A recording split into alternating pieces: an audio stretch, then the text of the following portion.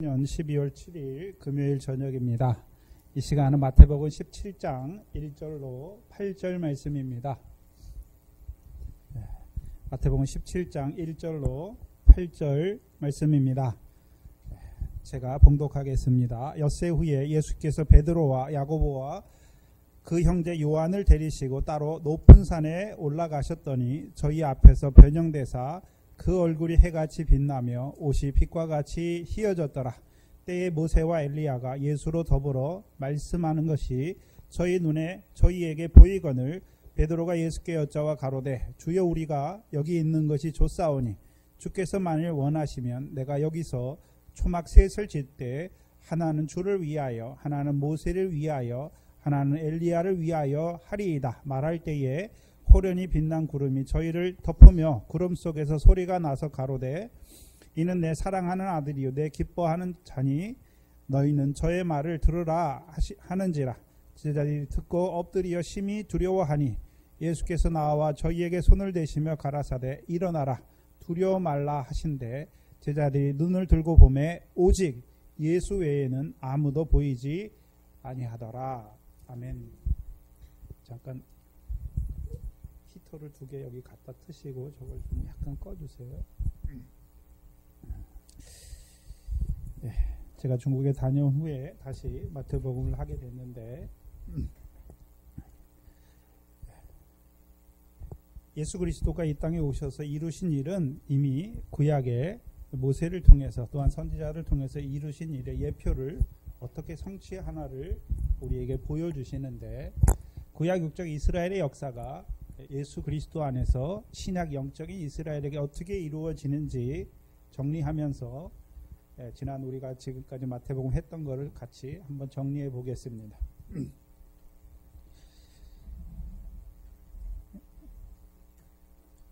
모세를 통해서 하나님께서 이스라엘 백성을 애굽에서 나오게 하시죠. 그렇죠. 그게 홍해지요. 그것을 고린도전서 10장 1절에 뭐라고 말씀하십니까? 사도 바울을 통해서 물세례 받았다라고 말씀하시죠. 물세례다. 그렇죠? 누가 물세례 받습니까? 6월절 양을 먹은 자들이 이제 모세를 통해서 홍해를 건너면서 물세례 받는다 말씀하시는 것이죠. 그래서 신약의 사도행전 18장에 아볼로를 통해서 물세례가 무엇인지 나타내 주셨죠. 그렇죠? 사도행전 18장에 그렇죠? 아볼로가 하는 일이 무엇입니까? 유대인의 회당에 가서 예수에 대해서 자세히 말하죠. 그렇죠? 그렇죠? 그런데 이 아볼로는 세례 요한의 물세례만 알 따름이다라고 말씀하죠. 그렇죠? 그러면 세례 요한이 이 아볼로가 하는 일이 무엇이었습니까? 유대인의 공회에 가서 누구에 대해서 자세히 말합니까? 예수에 대해서. 근데 어떤 예수입니까? 신약의 예수는 마태복음 1장 21절의 예수는 어떤 예수입니까? 자기 백성을 저희 죄에서 구원하기 위해서 오신 예수고, 누가복음 1장 31절의 예수는 어떤 예수로 오셨습니까? 아들을 낳으리니 이름을 예수라 하라. 이는 저가 큰 자가 되고, 그렇죠? 야곱 집에 다윗의 위에 앉아서 야곱 집에 왕 노릇할 예수로 오신 것을 보여주시죠. 그렇죠? 그럼 물세례는 그렇죠? 다윗의 아들로 왕으로 오신 예수를 말하는 것이 아니라 자기 백성을 저희 죄에서 구원하기 위해 오셨죠. 그래서 예수의 이름의 뜻이 무엇입니까? 자기 백성을 저희 죄에서 구원하는 것이죠. 그렇죠? 그럼 아볼로가 누구에 대해서 말합니까? 예수에 대해서 자세히 말하니까. 그러면 이 말을 듣는 자들 중에 어떤 자들도 생깁니까? 믿는 자들도 생기지요. 그 믿는 자가 생겨요. 그럼 뭐가 믿어졌습니까? 예수께서 믿어진 거죠. 예수님이 내 죄를 위하여 십자가에 죽으신 것이 믿어지는 것이죠. 그렇죠? 이게 물세례예요. 근데 그 18장 이후에 아볼로가 회당에서 예수에 대해서 말하는 것을 듣고 브리스라 아굴라가 아볼로를 데려다가 예수에 관한 도가 아니라 하나님의 도에 대해서 더 자세히 풀어 설명하니까, 그렇죠? 이제 그 다음에는 이제 아볼로가 유대인의 회당에 가서 예수에 대해서 말합니까? 예수가 그리스도라고 성경을 통해서 증거하여서 이깁니까? 증거하여 이기잖아요. 그렇죠? 그리고 사도행전 19장 1절에, 그렇죠? 이 사도 바울이 에베소 교회에 오잖아요. 어떤 믿는 자들을 만났어요. 그렇죠?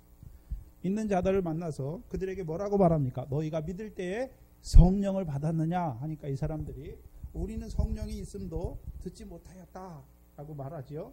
그러면 너희가 무슨 세례 받았느냐 말하니까 이 사람들이 무슨 세례 받았다 말합니까? 세례 요한의 세례만 알 따름이다 라고 말하는 것이죠. 그래서 세례는, 성경의 세례는 하나가 아니에요. 하나가. 그렇죠? 그렇잖아요. 히브리서 4장에 세례들과 라고 말하잖아요. 도의 초보를 닦는 자들은 세례가 뭔지도 잘 몰라요. 그래서 저와 여러분이 제일 처음에 믿어진 게 누굽니까? 예수가 날 위해 죽으신 게 믿어졌잖아요. 그렇죠? 그렇잖아요. 그러면 이제 물세례 받는 거예요. 홍해를 건너는 것이죠. 홍해를 건넌 자들에게 시작되는 역사가 무슨 역사입니까? 광야죠. 광야. 광야예요. 광야. 광야. 광야의 시험이잖아요. 그럼 이 광야에서 주시는 것이 무엇입니까? 율법을 주시잖아요. 율법을. 그렇죠? 근데 율법은 법으로 주시는 게 아니라 언약의 말씀으로 주시는 것이죠.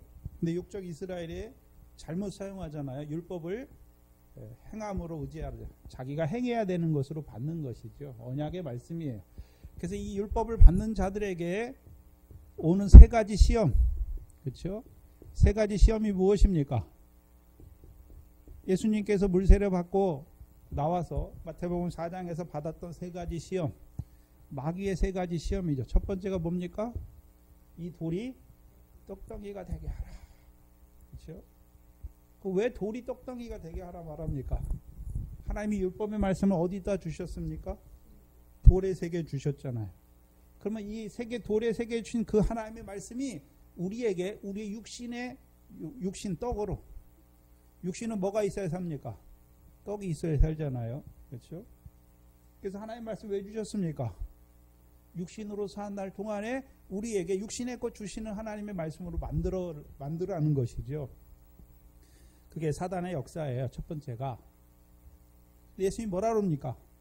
사람은, 그렇죠? 여기서 사람은 어떤 사람입니까? 물세례 받고 예수 십자가 믿어져서 나온 사람은 이제 육신의 떡으로만 사는 것이 아니라 여호와 입에서 나오는 말씀으로 사는 줄 안다.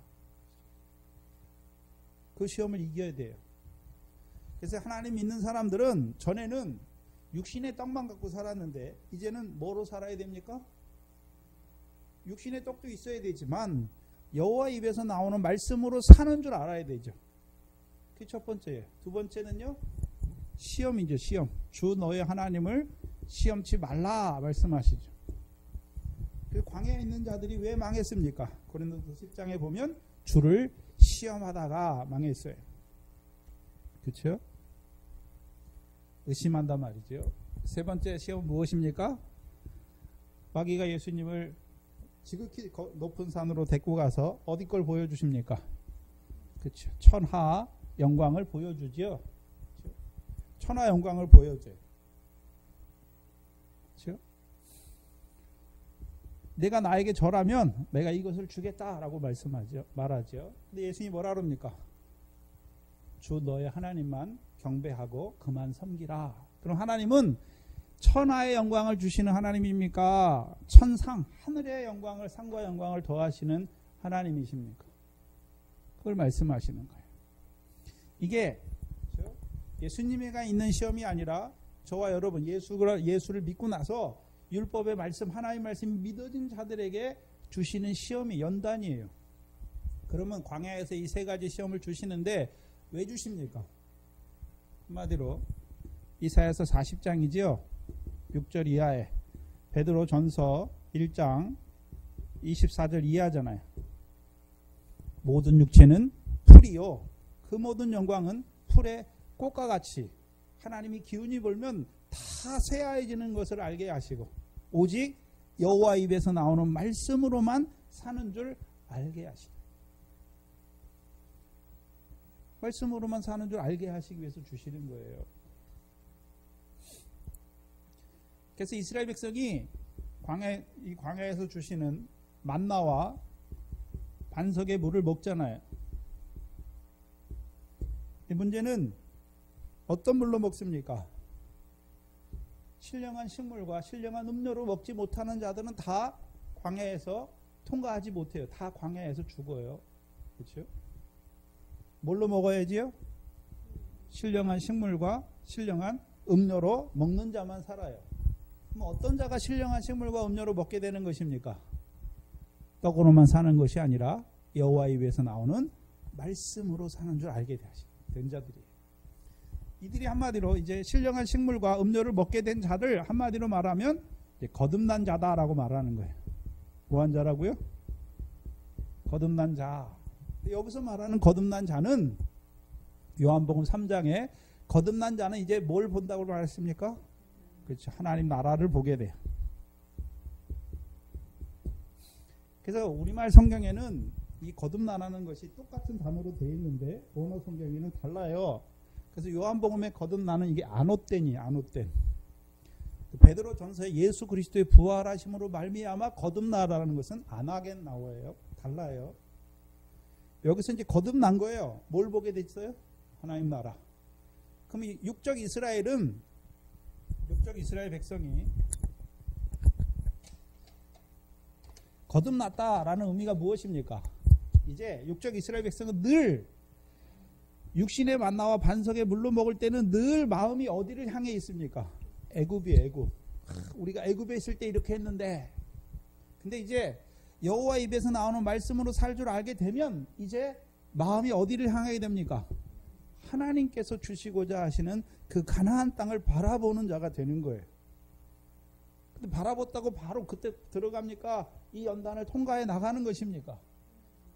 그래서 반석 그리스도에서 물을 먹어야 돼요. 신령한 물로 먹어야, 그렇죠? 그다음에 이제 뭐라고 또 뭐가 있습니까? 성령으로 나야 어디에 들어갑니까? 하나님 나라에 들어가는 것이죠.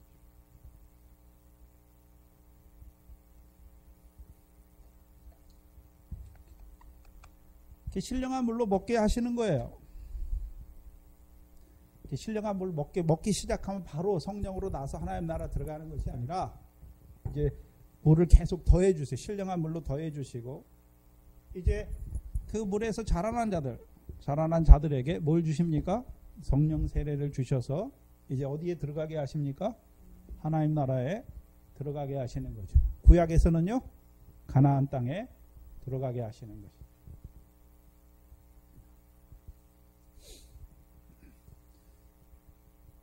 그래서 이스라엘 백성이 이제 광해 연단을 통과한 자들, 그렇죠?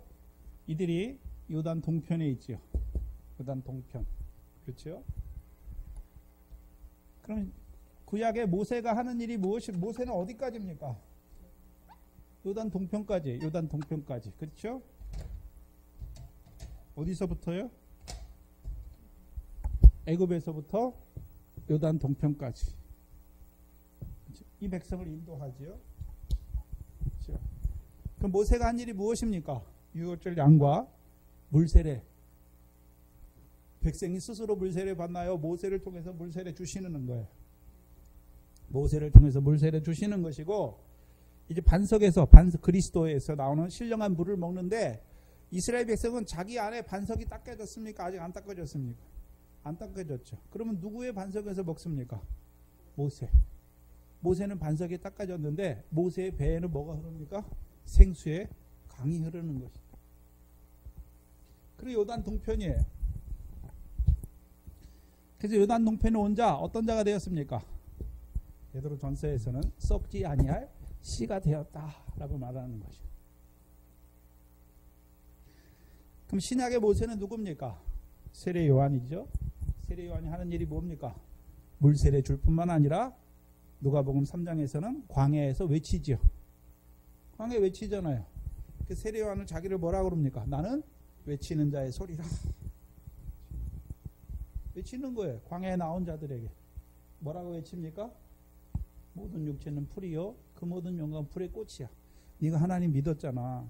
근데 네가 육신대로 살면 다 세상 영광 그거 다 썩어지는 것을 보여주시는 것이죠. 그래서 여호와 입에서 나오는 말씀으로 사는 줄 알게 하시는 것이죠. 그리고 세 번째가 무엇입니까? 나는 물로 세례를 주지만 내 뒤에 오시는 이는 나보다 능력이 많으시니까 그는 무슨 세례 주신다고요? 성령 세례 주시는 분을 증거하는 거예요. 그래서 세례 요한의 사역 모세죠. 구약의 모세가 신약의 세례 요한이잖아요. 세례 요한이 하는 사역이 세 가지죠. 세 가지. 첫 번째가 무엇입니까? 물 세례 주는 거예요. 누구에 대해서요? 예수에 대해서. 세상 죄를 지고 가는 하나님의 어린 양에 대해서 얘기하는 것이죠.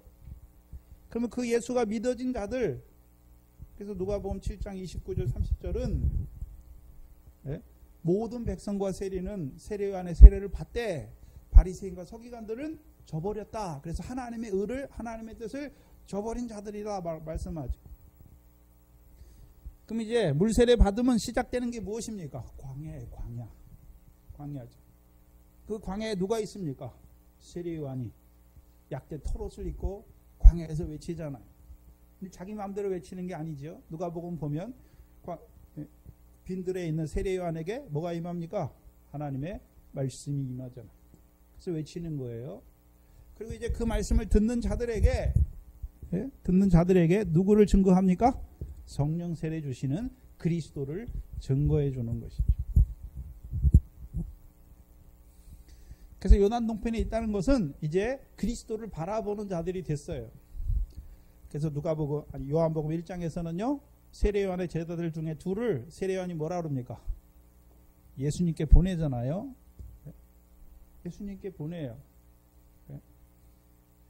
그래서 예수를 만나고 와요. 안드레가, 베드로의 형제 안드레가. 그래서 시몬에게, 자기 형제에게 뭐라고 말합니까?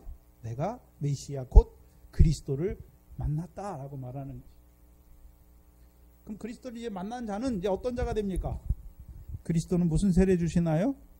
성령 세례 주시니까 이제 어디에 들어가게 됩니까? 하나님 나라. 그렇죠.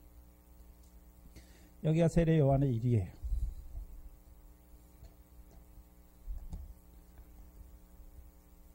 그럼 육적 이스라엘의 역사에서 자, 모세는 어디까지입니까? 모세는 요단 동편까지예요. 그래서 모세가 능력이 없어서 요단 서편으로 인도하지 못하는 게 아니잖아요. 나이가 다 돼서 늙었기 때문에 백성을 못 데리고 가는 게 아니에요. 하나님이 처음부터 세우실 때부터 거기까지예요. 그리고 이제 그 하나님의 백성, 요단 동편에 있는 그 하나님의 백성을 누구를 통해서요? 여호수아를 통해서 요단을 건너게 하시죠. 여호수아를 통해서 요단을 건너게 하세요. 그렇죠? 여호수아의 이름이 뜻이 뭡니까? 신약의 예수예요. 예수. 새 여호수아가 누굽니까? 예수 그리스도예요. 예수 그리스도. 그렇죠? 그래서 요단을 건널 때에는, 홍해를 건널 때에는 법궤가 없지만 요단을 건널 때는 뭐가 있습니까? 법궤가 있죠. 법궤가 있다는 말은 다른 말로 어떤 말입니까? 우리가 이제 하나님의 언약의 말씀을 따라서 살아야 되는 걸 보여주는 거예요. 가나안 땅의 삶은 자기들이 하고 싶은 대로 사는 것이 아니라 여호와의 말씀, 여호와께서 언약으로 주신 그 법궤의 말씀을 따라 살아야 되는 것을 보여주시는 거예요. 그래서 이스라엘 요단 동편에 있는 자들은 이제 여호와의 입에서 나오는 말씀으로 사는 줄 알게 됐잖아요. 그러면 그들이 이제 성령 세례 받은 다음에 이제 가나안 땅의 삶은 어떤 삶을 살아야 됩니까? 여호와의 입에서 나오는 말씀으로만 사는 거예요.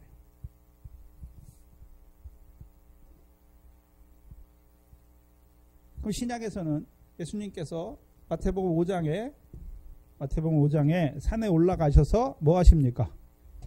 말씀하시죠. 5장 1절부터 무슨 말씀입니까? 이제 어떤 말씀을 따라 살아야 됩니까? 5장에서 주시는 산상수훈의 말씀을 따라 살아야 되는 것이죠. 그렇죠? 세례요한은 그리스도께까지 인도하고 이제 그리스도와 그리스도 합한 자가 되잖아요. 우리가 저와 여러분이 이제 그리스도를 만났어요. 그러면 어떤 자가 됩니까? 그리스도와 함께하는 자가 돼요. 그것을 신학적으로는 팔빙이 그리스도와 연합이다라고 말하는 거예요. 그럼 연합하면 우리가 그리스도와 함께 다니면 이제 그리스도께서 예수 그리스도께서 우리를 어디로 데려갑니까? 마태복음 5장에 산에 데려가잖아요. 그 산에 데려가셔서 이제 입을 열어 가르쳐 말씀하죠. 근데 입을 열어 가르치실 때 이 그리스도의 말씀이잖아요. 그렇잖아요. 심령에 가난한 자는 복이 있다. 복의 개념이 달라지잖아요. 천국이 저희 것이다. 애통하는 자는 복이 있다. 그래서 이 말씀을 통해서 우리를 어떤 자로 세웁니까? 복된 자로 세우는 거예요. 복 있는 자로 세우는 것이죠. 그렇죠?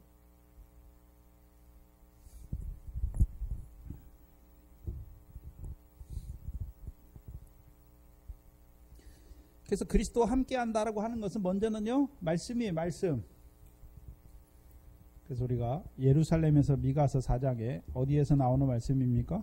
예루살렘에서 나오는 여호와의 말씀이지. 근데 이 예루살렘은요, 위에 있는 예루살렘이죠. 그래서 예수님께서 산에 올라가서 주시는 말씀은 이제 어떤 아버지, 하늘에 계신 아버지 하나님께서 갚으시는 상을 얻는 그 복된 자로 살게 하시는 말씀이에요. 그래서 산상수훈을 한마디로 말하면 무엇입니까? 이제 아버지의 나라와 그의 의를 구하라. 구하는 자로 살아가라. 이 말씀을 통해서 이제는 우리는 누구 백성입니까? 하나님 나라 백성이지요. 그럼 하나님 나라 백성은 뭘 구해야 됩니까? 하나님의 나라와 그의 의를 구하는 자로 살아가게 하시는 것이죠. 그럼 이제 우리에게 주신 그 하나님 나라의 의는 어떤 의입니까? 어떤 의지요? 하늘의 상을 얻게 하시는 의잖아요. 기도, 구제, 금식, 마태복음 6장에 다 뭐가 있습니까? 상이 있잖아요. 아버지 하나님께서 갚으시는 상을 얻는 삶을 살게 하시는 것이죠. 근데 문제는 저와 여러분이 그리스도께서 율법을 완전케 하셨죠. 그렇죠? 율법을 완전케 하시고 이제 우리에게 주시는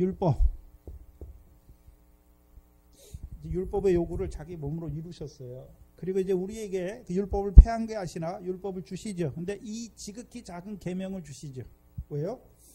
이것을 행하고 가르치는 자는 천국에서 큰 자가 되게 하시려고. 죽어서 천국에서가 아니라 그 하나님 나라에서 큰 자가 되게 하시려고. 그렇죠? 근데 예수님께서 주시는 이 법을, 그렇죠? 우리 마음속에 넣어주니까 어떻습니까? 구약에서는 내가 형제를 살인 안 했지만 신약에서는요, 형제를 미워하는 것이 무슨 죄입니까? 살인죄잖아요. 그렇죠? 그래서 우리가 더 나은 의를 봤어요. 하늘에 상이 있는 것을 봤어요. 그러나 저와 여러분은 머리카락 하나라도 희거나 검게 할 수 없는 자인 것을 알게 하시죠. 그렇죠? 그들에게 이제 뭐를 구하라 하십니까? 하나님 나라와 의를 구하라 하시는 것이죠. 하나님 나라 의를 구하라. 우리가 그렇게 살 수 없는데 어떻게 구합니까? 성령으로 이루시는 것을 보여주시는 것이죠. 그래서 첫 번째 그리스도와 함께 한다는 것은 그의 말씀, 이제 그래서 마태복음 7장 마지막 절이 뭡니까? 권세 있는 자의 말씀이죠. 예수님의 가르침을 다 들은 자들이 12제자만 올라간 게 아니에요. 마태복음에서는요. 제자들이 다 올라갔어요. 그래서 그 말씀을 듣는데 이 말씀은 저희 바리새인과 서기관들과 같지 아니하고 권세 있는 자의 말씀과 같다. 그렇죠? 그래서 권세 있는 자의 말씀을 듣게 하시는 거예요. 두 번째, 그럼 이 말씀대로 살아야 되는데 우리가 그렇게 못 살지요? 그렇죠? 못 살잖아요. 못 사는 우리가 걸리는 것이 무엇입니까? 병이죠, 병. 병이에요. 우리가 그렇게 살지 못하면서 걸리는 게 병이지요. 또 그렇게 살지 못하면 우리의 연약함이죠. 근데 주께서 어떻게 하십니까? 우리의 모든 병과 연약함을 주께서 짊어지시죠. 그것이 무엇입니까? 권능이에요. 권능. 그래서 권능은 죄사함의 권능이잖아요. 죄를 사하는 권능이 함께 있잖아요. 우리가 그리스도의 말씀을 받았어요. 그래서 하나님의 나라와 의를 이루는 자로 살아야 돼요. 근데 우리가 그렇게 못 살아요. 그럼 그것이 다 무엇입니까? 죄예요. 네? 형제를 미워하는 것이 죄고, 여자를 보고 음욕을 품는 것이 죄고, 영적 간음을 하는 것이 죄란 말이죠. 더 잘하는 자들은 원수를 사랑하지 못하는 게 죄란 말이에요. 그렇게 살지 못하는 게. 근데 주께서 죄사함의 권세를 가졌잖아요. 그걸 우리에게 주시는 것이죠. 그래서 우리가 그 나라를 바라보고 그렇게 살기를 원하지만 그렇게 살지 못하는 우리 자신의 죄를 볼 때, 그래서 죄를 사해 주시죠, 주께서. 그래서 죄가 더한 것에 뭐가 넘치게 하십니까? 은혜가 넘치게 하시는 거예요. 세 번째는요, 이제 그들에게 비유의 말씀을 주시는 거죠. 비유의 말씀 왜 주십니까? 미래 결실하게 하기 위해서. 또요, 이제 미래 결실만 해야 됩니까? 이제 곡식단이 돼야 됩니까? 미래 결실은 미래 씨를 하나 뿌렸잖아요. 그 요게 이제 자라서 결실하면 몇 배 됩니까? 30배, 60배, 100배가 되죠. 그럼 요것만 있으면 됩니까? 이 밀씨가 많이 떨어져서, 우리의 인생이 밀씨가 많이 떨어져서 이 30배, 60배, 100배의 결실한 게 많아야 그걸 단으로 묶으면 뭐가 됩니까? 곡식단이 되는 것이죠.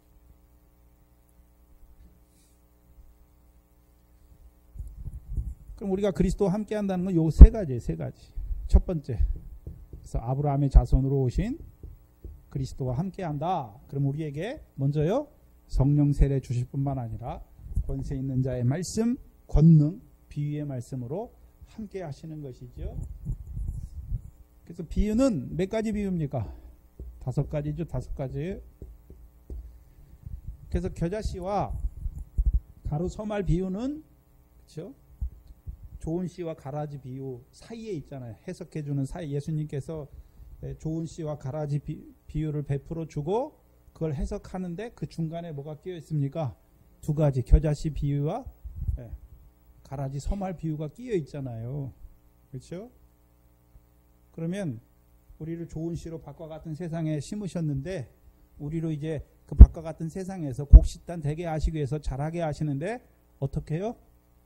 겨자씨와 같은 우리를 자라게 하시는 것이고, 미래 가루의 서말 통해서 자라게 하시죠.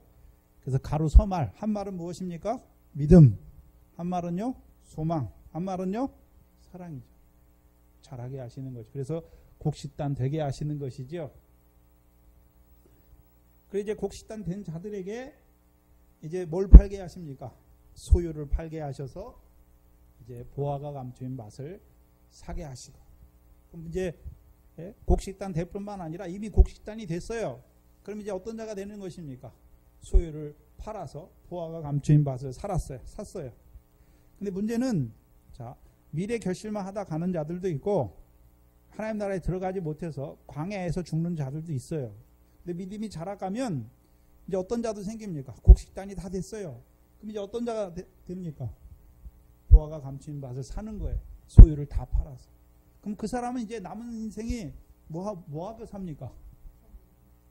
보화를 캐내야죠. 보화가 감추어졌으니까 보화를 캐내서 보화를 어디다 쌓아야 됩니까? 하늘에 쌓는 삶을 살게 하시는 거예요. 그리고 그 보화 중에 이제 이 사람이 가장 값진 것이 무엇인 줄 압니까? 좋은 진주가 가장 값진 것을 알게 되고, 이제 좋은 진주를 찾는 장사가 되는 거예요. 그리고 이제 극히 값진 진주를 만나면 또 소유를 팔아요. 그렇죠? 그리고 마지막에는 그물 비유를 통해서 그 마지막에 뭐가 있을 걸 보여줍니까? 좋은 물고기와 나쁜 물고기를 고르는 심판이 있을 것을 보여주시죠. 바다의 그물 비유를 통해서 우리가 미래 결실하고 곡식단 되고 보화가 감추인 밭을 살고 좋은 진수 장사지만 여전히 우리는 어떤 자입니까? 바다의 고기처럼 죄악을 물 먹듯이 먹을 수밖에 없는, 사도 바울이 고백한 것처럼 죄인 중에 괴수로 살아갈 수밖에 없는 우리를 보여주시고 그 마지막에 뭐가 있을 것을 보여주십니까? 심판이 있을 것을 보여주시죠.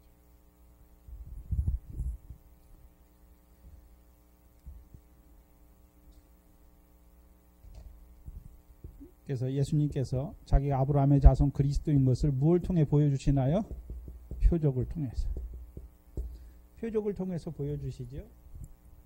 그렇죠? 권능, 비유 다 무엇입니까? 표적이죠. 그 오병이어 무엇입니까? 표적이잖아요. 표적. 그래서 요한복음에서는 너희가 표적을 본 까닭에 나를 쫓는 것이 아니라 먹고 배부른 까닭에 나를 쫓는다 말씀하죠. 예수님이 오병이어를 요한복음에서는 오병이어밖에 안 나오죠. 요한복음에서는 오병이어 주셨는데 뭐 배부르게 하시기 위해 주셨습니까? 표적을 보게 하기 위해 주셨습니까? 표적을 보게 하기 위해서 표적을 통해서 예수가 하나님의 아들 그리스도임을 믿게 하려고 주신 것이죠. 주셨는데 육신 배부른 것 때문에 쫓는 자죠. 그럼 오병이어도 다 무엇입니까? 표적이에요. 표적. 그래서 이제 오병이어를 통해서 먹은 자들의 삶이 이루어지는 것이 어디입니까? 마태복음에서는요. 게네사렛이죠. 게네사렛.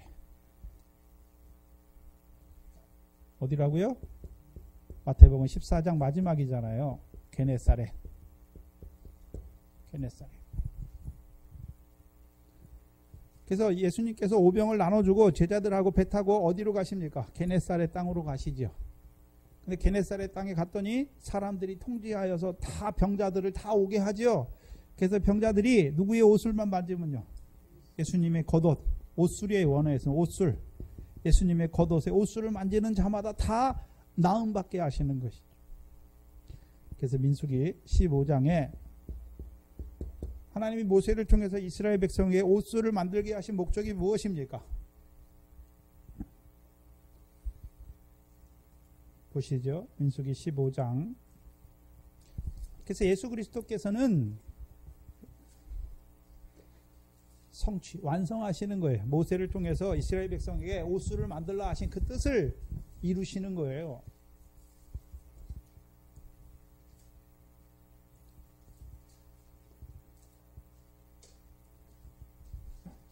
민수기 15장 37절 이하에 여호와께서 모세에게 일러 가라사대 이스라엘 자손에게 명하여 그들의 대대로 그 옷단 귀에 술을 만들고 청새끈을 그의 술에 더하라. 이 술은 너희로 보고 술을 보는 자마다 여호와의 모든 계명을 기억하여 준행하고 너희로 방종케 하는 자기의 마음과 눈의 욕심을 쫓지 않게 하기 위함이라. 옷술을 보는 자마다 이제 어떻게 살지 않게 하십니까? 방종하지 않게, 자기의 마음과 눈의 욕심을 따라 살지 않게. 그러면 이제 어떻게 삽니까? 40절에 그리하면 너희가 여호와의 모든 계명을 기억하고 준행하여 너희의 하나님 앞에서 어떻게 해요? 거룩하여. 거룩한 삶을 살게 하시는 거죠. 거룩한 삶을 살게 하시는 거예요. 그것이 그럼 구약에 있는 옷술을 통해서 이루어집니까? 신약의 예수님의 옷술을 만지자마다 모든 병에서 나음 받잖아요. 모든 병이 다 낫는 거죠. 그렇죠? 그럼 병은 어디서 왔습니까? 죄에서 왔잖아요. 그럼 우리를 깨끗하게 하시는데 우리가 깨끗한 행위를 했기 때문에 의로운 행위를 했기 때문에 깨끗해지는 것이 아니라 우리는 늘 그 나라 의를 바라본다고 하면서도 죄를 더하는 우리를 어떻게 하십니까? 깨끗하게 거룩하게 하시는 것입니다. 그래서 모든 병에서 나음 받게 하세요. 근데 문제는 마태복음 15장 1절에 누가 옵니까? 그들에게 바리새인과 예루살렘에서 오는 서기관들과 바리새인이 오잖아요. 예? 미혹하는, 시험으로 오는 거죠. 미혹하는 자들. 그래서 그들은 장로들의 유전을 가지고 오잖아요. 장로들의 유전 중에 여러 가지가 있는데 하나가 무엇입니까? 손 씻지 않고 먹는 거. 예? 또 하나님께 드림이 고르반, 하나님께 드림이 되었다 하면 부모에게 안 줘도 된다라고 하는 그거. 근데 그거는 하나님의 계명입니까? 하나님의 계명이 아닙니까? 하나님의 말씀이 아니에요. 그럼 손 씻고 먹는 거, 그렇죠? 다 겉만 깨끗하게 하는 거죠. 겉만 깨끗하게 해요. 자기 속에 뭐가 있는지 알지 못하게 하시죠. 예수님께서는 뭐가 사람을 더럽게 한다고 그랬습니까? 그렇죠. 우리 사람 속에서 나는 것이 사람을 더럽게 한다. 우리가 병에서 나음 받았어요. 근데 우리 마음에 또 뭐가 있습니까? 여전히 우리를 더럽게 하는 것이 있는 것을 보여주시죠. 악한 생각, 살인, 우리 마음에 있는 거니까 우리 마음에서 형제를 미워하는 게 살인이잖아요. 형제를 보고 나가라, 미련한 사람이다 이렇게 헤아리는 거. 근데 간음, 음란, 거짓 증거, 도적질, 회방이죠. 그럼 마음에 있는 도적질이 뭘까요? 하나님의 건데 내 거라고 하는 게 도적질이에요. 그렇잖아요. 여러분이 자녀, 누구 자녀입니까? 내 자식입니까? 근데 내 자식으로 하나님의 자녀지요. 하나님이 주신 자녀라고 말하면서 내 자식처럼 대할 때는 하나님의 자녀를 도둑질한 거예요. 내 자녀로. 그렇죠? 그게 도둑질이에요. 물질 하나님이 주셨죠. 근데 물질을 가지고 있을 때 누구 거로 가지고 있습니까? 내 거로. 내가 벌은 것으로 가질 때는 다 무엇입니까? 그게 도둑질이에요. 도둑질. 불의한 재물이 되는 것이죠. 이 천하에 있는 게 다 하나님의 건데 그거 주셨는데 그거를 자기 것으로 만드는 자가 다 뭡니까? 도적질이 도적질. 거짓 증거는요. 하나님 말씀 받았어요. 그럼 그 말씀대로 살아야 되는데 그렇게 살지 못해요. 하나님 말씀대로 살면 히브리서 11장에 믿음의 선지자들처럼 믿음의 증거가 있지만 하나님 말씀 받아놓고 그렇게 살지 못하면요. 거짓 증거가 다른 거예요. 거짓 증거. 그게 우리 안에 있는 것을 보여주시죠. 그래서 사람을 더럽게 하는 역사가 무엇입니까? 누구의 역사입니까? 귀신의 역사잖아요. 귀신. 신약의 귀신은 사람을 더럽게 하는 거예요. 더럽게. 그렇죠? 근데 더럽게 하는데 사람을 7가지로 더럽게 하는 역사가 있죠. 우리 속에. 근데 그게 하나로 역사하는 때가 있고 그게 3-4개가 함께 역사하면 누가 어떻게 더 더러운 자가 되죠. 그렇죠?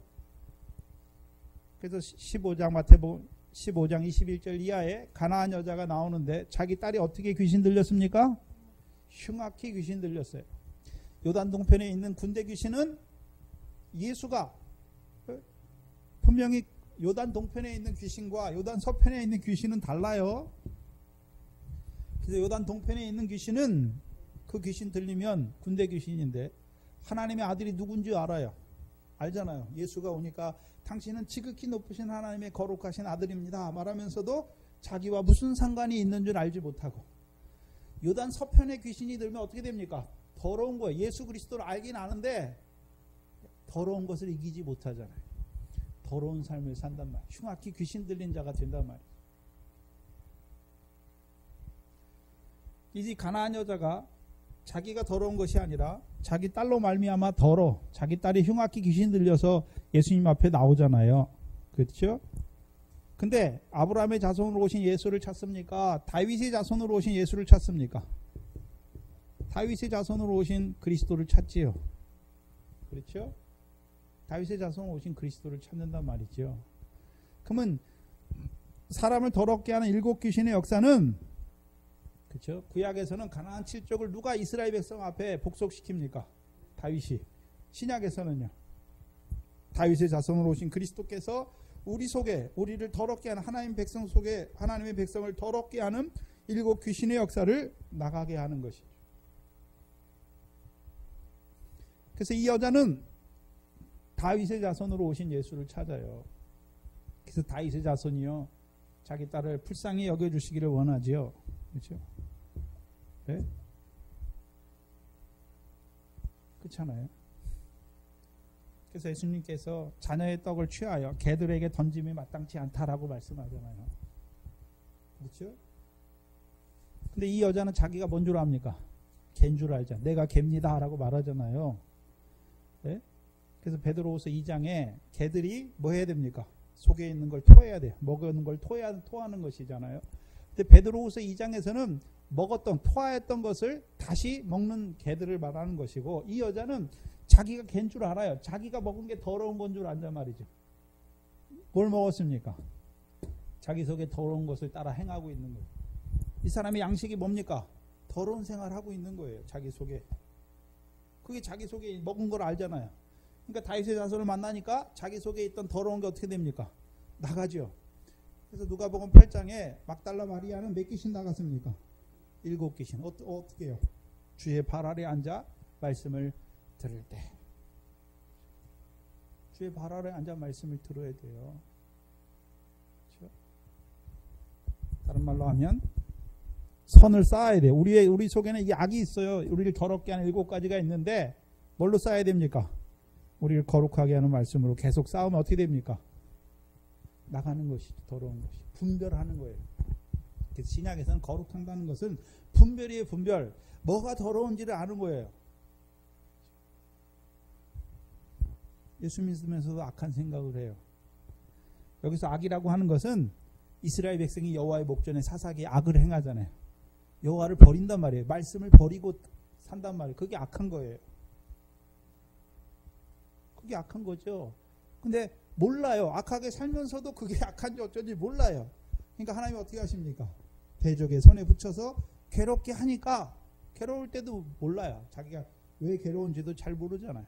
부르짖으니까 하나님께 사사를 세워서 자기들 속에 있는 악이 무엇인지를 보게 하시고 그 악을 찍어주시고 이제는요 대적을 물리쳐 주셔서 악에서 건져주시고. 우리의 삶도 똑같아요. 뭐가 우리를 더럽게 하는지를 분별하게 하시는 거예요. 분별하게 하실 뿐만 아니라 이제는요 하나하나 그것이 나가게 하는 거죠. 그래서 우리 속에 악한 생각이 있어요. 근데 그 악한 생각이 나를 주장해요.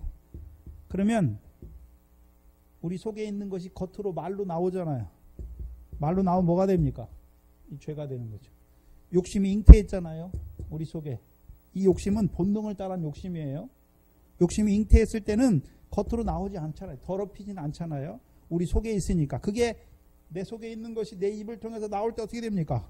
말로 나올 때 더러운 행위가 되는 거죠. 그렇죠? 그럼 7귀신 나갔으니까 다시는 안 더럽습니까? 아니에요. 이제 분별하는 거죠. 더러움에 나를 더럽게 하는 역사가 있는데 그것이 내 안에서 내 마음을 삼키지 못하게 마음을 지키는 거죠. 아, 이게 더러운 것이다. 더러운 게 왔으면 내가 이렇게 살면 안 되지. 그럼 어떻게 됩니까? 쫓아내는 거죠. 마음을 지키는 거예요. 그게 앉지 못하도록. 그렇죠?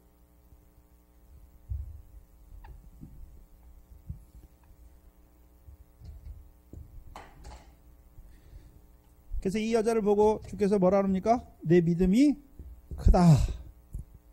그렇죠? 큰 믿음으로 세우는 거예요. 그러면 아브라함의 다윗이 우리가 믿음으로 말미암아 아브라함의 아들 되잖아요. 근데 어떤 자를 믿는 것입니까? 그리스도. 근데 다윗의 자손으로 오신 그리스도를 믿으면 우리가 어떤 믿음이 됩니까? 큰 믿음이 되죠. 큰 믿음이 되잖아요. 그래서 예수님께서 이 땅에 오셔서 표적을 행하는데 표적은 왜 행한다고 그랬습니까? 예수가 하나님의 아들 그리스도임을 믿게 하시려. 근데 마태복음에는 예수 그리스도로 오셨는데 아브라함과 다윗의 자손 둘로 나뉘었잖아요. 그렇죠? 그래서 아브라함의 자손으로는 그리스도를 믿게 하는 표적은 대부분 뭘로 나타납니까? 병고침, 귀신을 쫓아내는. 근데 다윗의 자손으로 오신 그리스도라는 표적은요. 7귀신을 쫓아내고 7귀신을 쫓아내죠. 그 다음에요. 소경과 절뚝발이를 고치잖아요.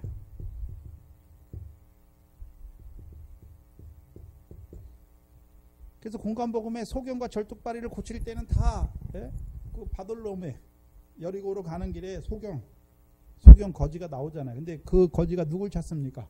아브라함의 자손이여 라고 부릅니까? 다윗의 자손이여 부릅니까? 다윗의 자손. 그럼 지금 마태복음 15장 21절 이하에서는 다윗의 자손이 자기가 다윗의 자손으로 오신 그리스도인 것을 나타내는 표적이 뭡니까? 흉악한 귀신을 쫓아내는 것이고 이제 산에 올라가서 29절에 마태복음 15장 29절에 산에 올라가지요. 그래서 그 산에서 하시는 일이 무엇입니까? 소경과 절뚝발이와 불구자를 온전케 하잖아요.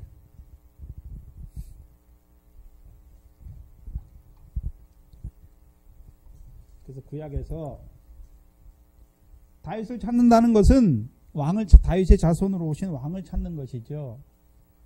그렇죠? 그럼 구약에서 다윗이 예표잖아요. 다윗이 왕이 되면 하나님 백성에게 이루어주는 일이 역사가 무엇입니까?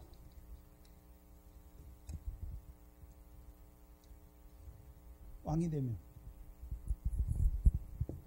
헤브론 언약이잖아요.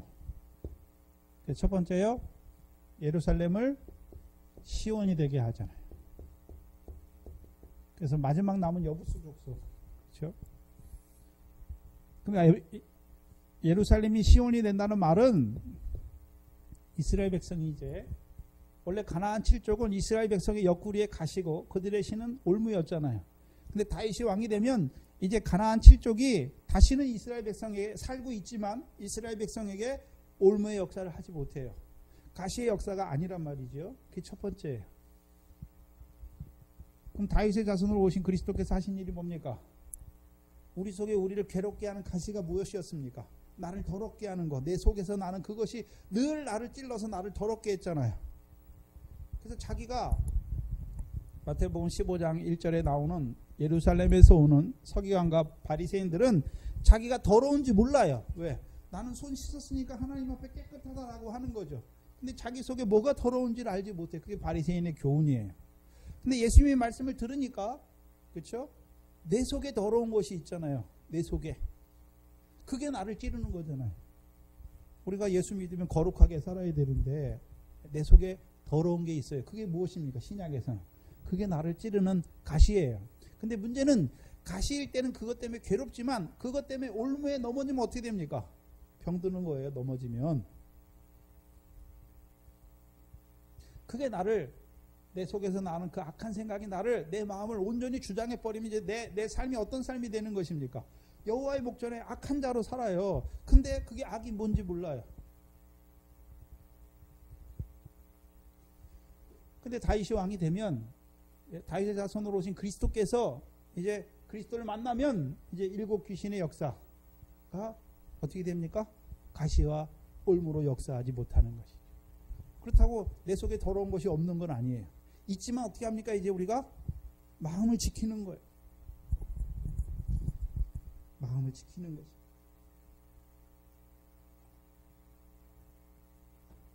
그리고 두 번째 하는 일이 무엇입니까? 소경과 절뚝발이죠.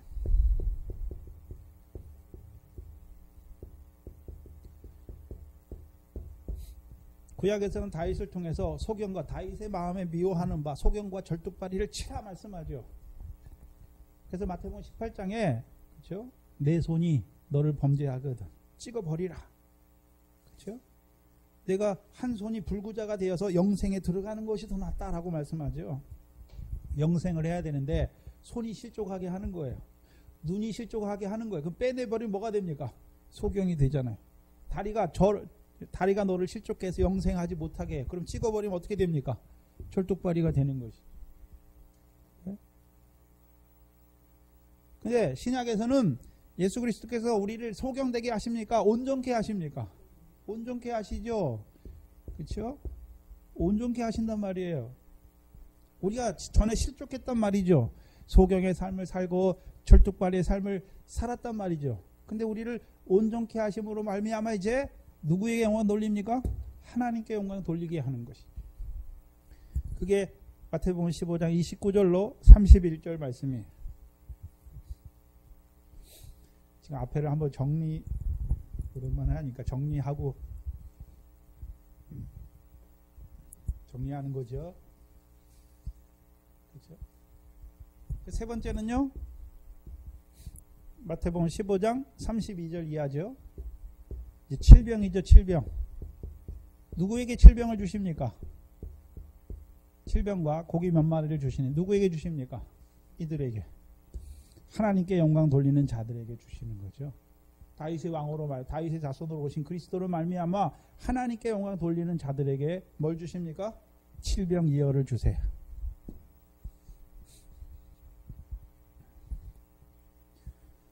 칠병이어가 뭡니까? 시온에서 나오는 다윗이 그래서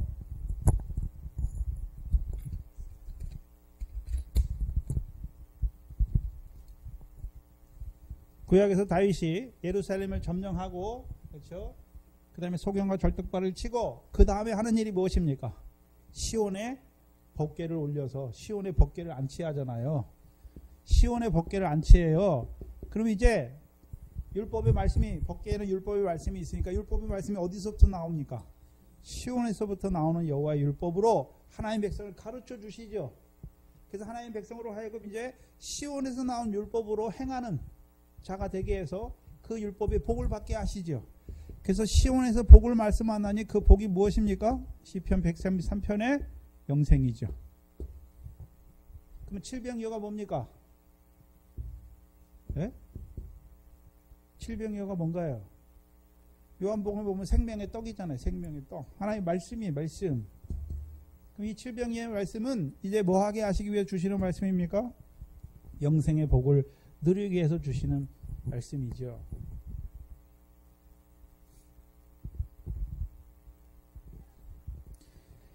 그래서 이 떡을 먹은 자들이 이 칠병을 먹은 자들이 이제 사는 생활이 어딥니까? 마가단이에요. 마가단. 네. 마가단. 믹달이죠. 믹달. 탑. 망대라는 다윗의 망대죠.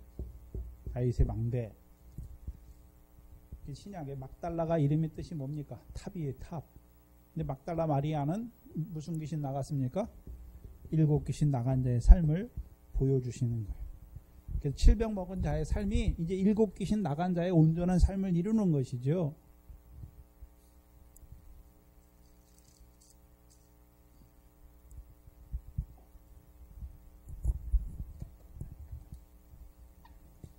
그리고 이제 16장에서 1절에서 누가 나옵니까? 16장 1절 이하에 바리새인과 사두개인들이 나오죠.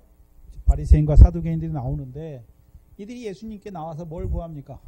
표적을 구하죠. 표적을 구하죠. 근데 예수님께서 이들에게 주시는 표적은 무엇입니까? 요나의 표적밖에 줄 수 없다. 요나의 표적은 무엇입니까? 천기는 분별을 잘해요. 근데 시대의 표적은 분별하지 못하죠. 그렇죠? 그럼 시대의 표적으로 오신 분이 누굽니까? 예수 그리스도죠. 특별히 여기서는요, 다윗의 자손으로 오신 그리스도죠. 생명의 떡으로 오신 그리스도예요. 그렇죠? 왕으로 오신 그리스도.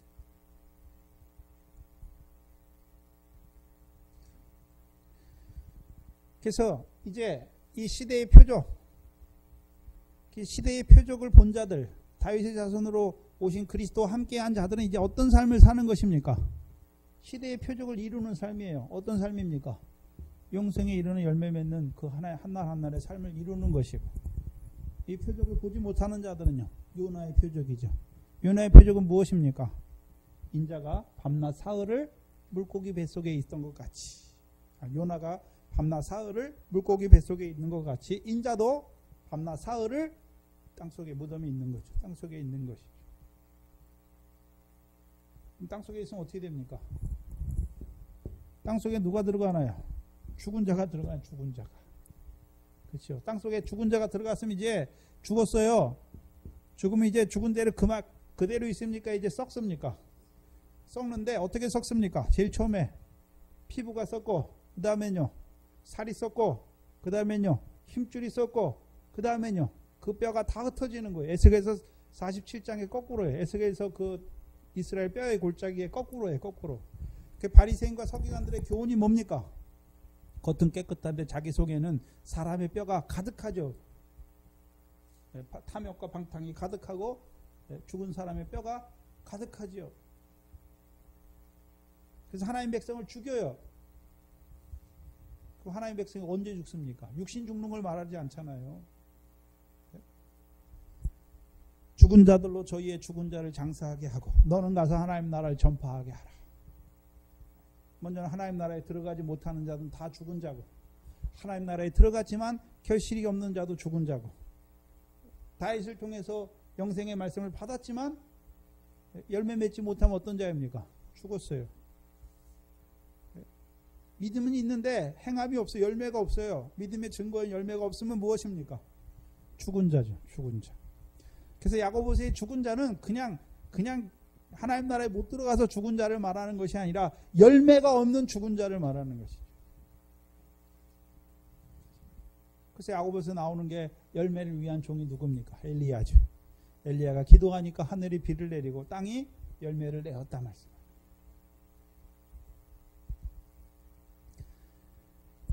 그래서 요나의 표적이 임하게 하는 자들 이걸 분별해야 되죠. 그래서 마태복음 16장 5절로 12절이 무엇입니까?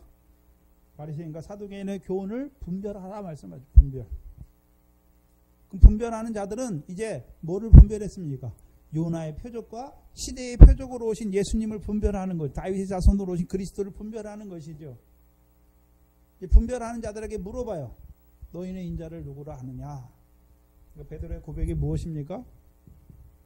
주는 그리스도시요 살아계신 하나님의 아들이다. 그럼 베드로는 뭘 봤습니까? 이제 시대의 표적을 보고 이가 다윗의 자손으로 오신 그리스도시요 살아계신 하나님의 아들인 것을 고백하는 것이죠. 그럼 어떤 아들입니까? 온전케 하시는 아들이죠. 우리로 하여금 영생을 이루어가는 아들이죠. 어떤 아들입니까?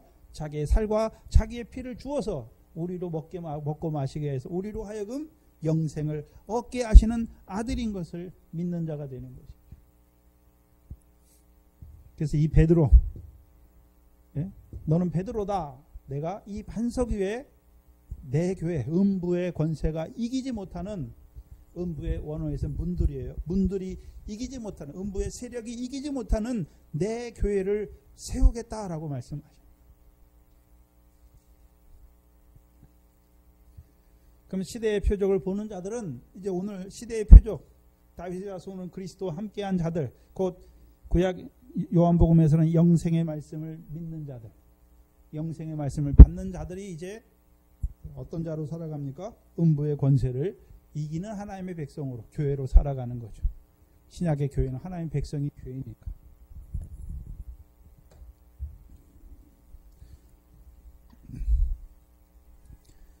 그래서 음부의 권세, 이 반석된 자들에게 주시는 것이 무엇입니까?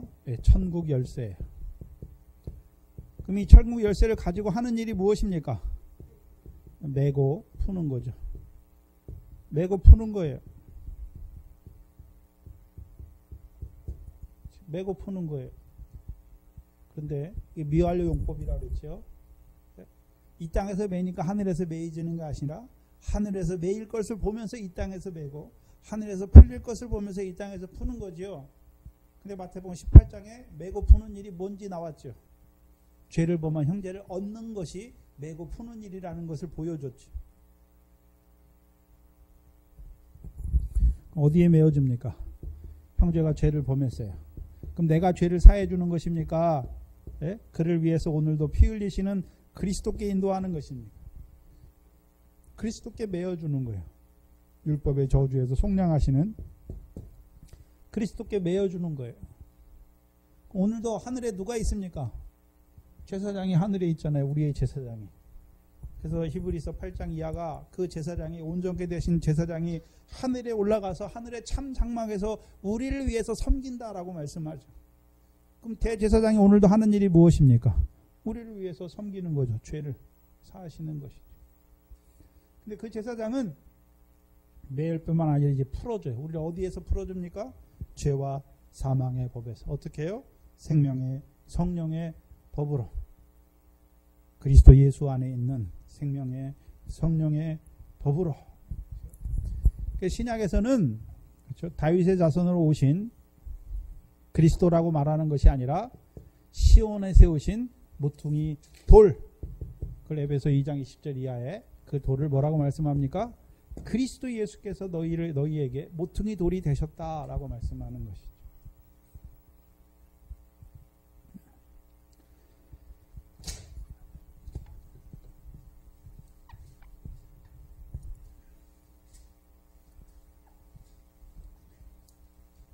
그래서 구약의 역사를 쭉 보면 모세를 통해서 요단 동편까지, 홍해부터 요단 동편까지, 그 다음에 가나안 땅에 들어가서 여기 사사 시대죠.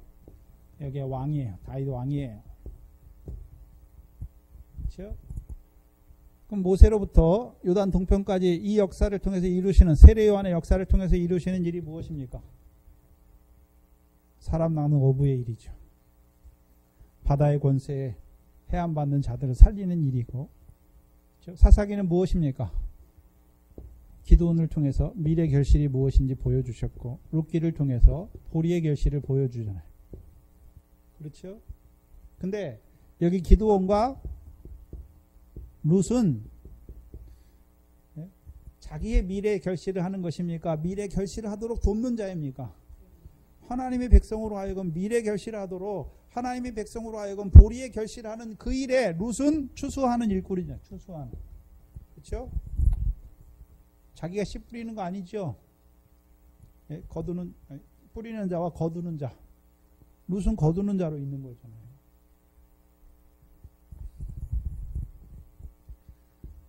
뭘 보여주십니까? 사망의 권세에서 해안받지 않는, 사망의 권세가 이기지 못하는 교회, 다윗 왕을 통해서는요, 음부의 권세가 해안받지 않는 교회. 그래서 신약에서는 예수님께서 제자들을 부르실 때 먼저요, 살아남는 어부로 부르세요. 그렇죠? 두 번째요, 추수할 일꾼으로 부르세요. 그럼 추수할 일꾼으로 부르시기 위해서 제자들에게 깨닫게 하신 것이 무엇입니까? 비유의 모든 말씀을 깨닫게 하셔서 이제 일반 서기관이 아니라 천국의 제자된 서기관으로 세우신 것이죠. 그럼 그 제자들을 통해서 이제 하나님 나라 백성에게 미래 씨를 뿌려주는 것이고, 하나님 백성의 곡식단 되게 하는 비유의 말씀을 통해서 이루어 가시는 역사죠. 또한 이게 추수할 일꾼이죠. 두 번째,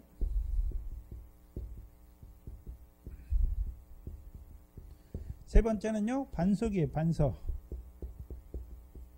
반석 위에 주님의 교회를 세우는 것이죠. 세 가지 역사죠. 그렇죠? 첫 번째, 사람 낳는 어부. 그렇죠? 두 번째는요, 추수할 일꾼. 세 번째는요, 반석. 그럼 제자들 왜 이렇게 세웁니까?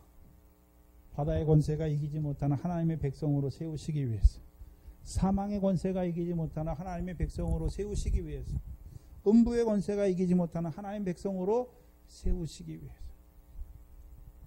그래서 계시록 20장 11절 이하에 마지막 심판대 앞에서 바다가 그 가운데 죽은 자를 내어주고, 음부가 사망이 그 가운데 죽은 자를 내어주고, 음부가 그 가운데 죽은 자를 내어주니까 죽은 자들이 자기 행위를 따라 심판받잖아요.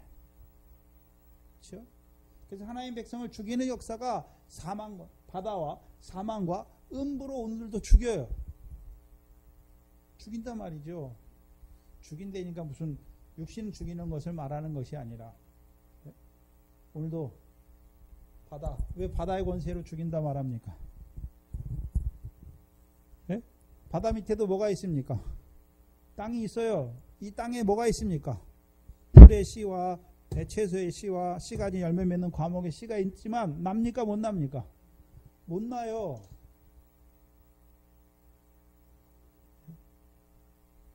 죽은 거예요. 그런데 가나안 땅 됐잖아요. 그래서 광야에서는 씨 뿌릴 수 있습니까? 없습니까? 없어요. 가나안 땅이 돼야 이제 밀과 보리의 결실이 되지요. 근데 밀과 보리의 결실도 가나안 땅에 들어가서 자기들이 농사를 잘 져서 결실하는 것입니까? 여호와의 명령을 청종하면 여호와께서 이른 비와 늦은 비를 통해서 결실하게 하시는 것입니까? 그래서 옥토를 주신 하나님을 찬송하게 하시는 거죠. 신명기 8장, 신명기 11장. 그렇죠? 그것을 누가 합니까? 신약에서는. 이 제자들에게 비유의 말씀을 통해서 하나님의 말씀 뿌려줘서 이제 미래 결실하게 하시는 역사를 보여주시는 것이. 그래서 반석으로 이제 자라게 하시는 거예요. 먼저 사람 많은 어부, 그 일을 통해서 하나님 나라에 들어가게 하시고, 하나님 나라에 들어간 자들에게 추수할 천국의 제자된 서기관으로 세워서 이제 그 하나님의 백성들에게 비유의 말씀을 주어서 그 백성들도 어떻게 해요? 미래 결실하는 자로, 곡식단 된 자로 살아가게 하시는 것이고, 이제 반석을 통해서는요, 형제를 사랑하는 자로, 죄를 범한 형제를 사랑하는 자로 세워가시는 거죠. 그 음부의 권세가 이기지 못하는 주의 교회를 세워가시는 것이죠. 그리고서 21절부터 지난 시간에 했던 21절부터 이제 비로소 가르치시는 거죠. 비로소 뭘 가르치십니까? 마태복음 16장 21절에 비로소 뭘 가르치십니까? 예수님께서 예루살렘에 올라가 서기관과 대제사장과 바리새 장로들에게 고난받고 죽임당하고 제3일에 살아날 것을 가르쳐 주시죠. 그러면 주님만 예수님만 그렇게 죽임받는 것을 가르쳐 주십니까? 너희도 나를 위해서 목숨을 잃는 자가 되게 하시는 것입니다. 그걸 가르쳐 주시는 것이죠. 그렇죠? 그래서 이제 음부의 권세가 해하지 못하는 음부의 권세를 이기는 자들에게 이제 이들에게 뭘 가르쳐 주십니까? 예수 그리스도께서 예루살렘에 올라가 고난받고 죽임당하고 제3일에 살아나야 할 것을 가르쳐 주시는 것이죠. 그렇죠? 그래서 24절 마태복음 16절 24절 25절에 이에 예수께서 제자들에게 이르시되 아무든지 나를 따라오려거든 자기를 부인하고 자기 십자가를 지고 나를 쫓을 것이요. 26절에 누구든지 제 목숨을 구원코자 하면 잃을 것이요. 누구든지 누구를 위해서요? 나를 위해서. 자기 목숨을 잃으면 찾으리라. 언제 찾습니까? 27절에 인자가 아버지의 영광으로 그 천사들과 함께 올 때에 각 사람에게 행한 대로 갚으시죠. 근데 여기서는 무슨 행입니까? 주를 위해 죽은 그 행위대로 갚아주시는 것이죠.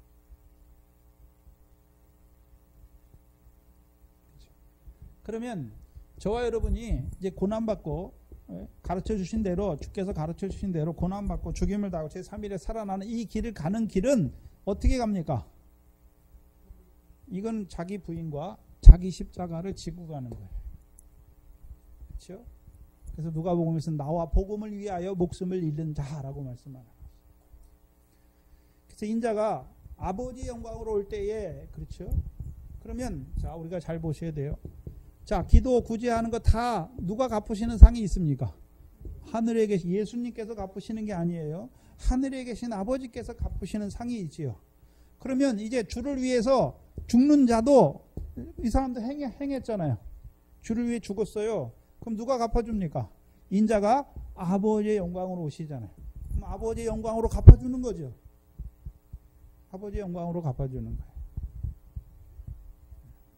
그 주를 위해 죽는 자가 되게 하시는 거죠. 그럼 주를 위해 죽는 자가 되게 하시는 이유가 무엇입니까? 뭐 때문에 죽습니까?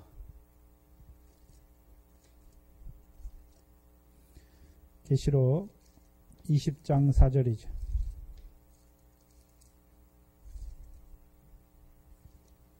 계시록 20장 4절입니다.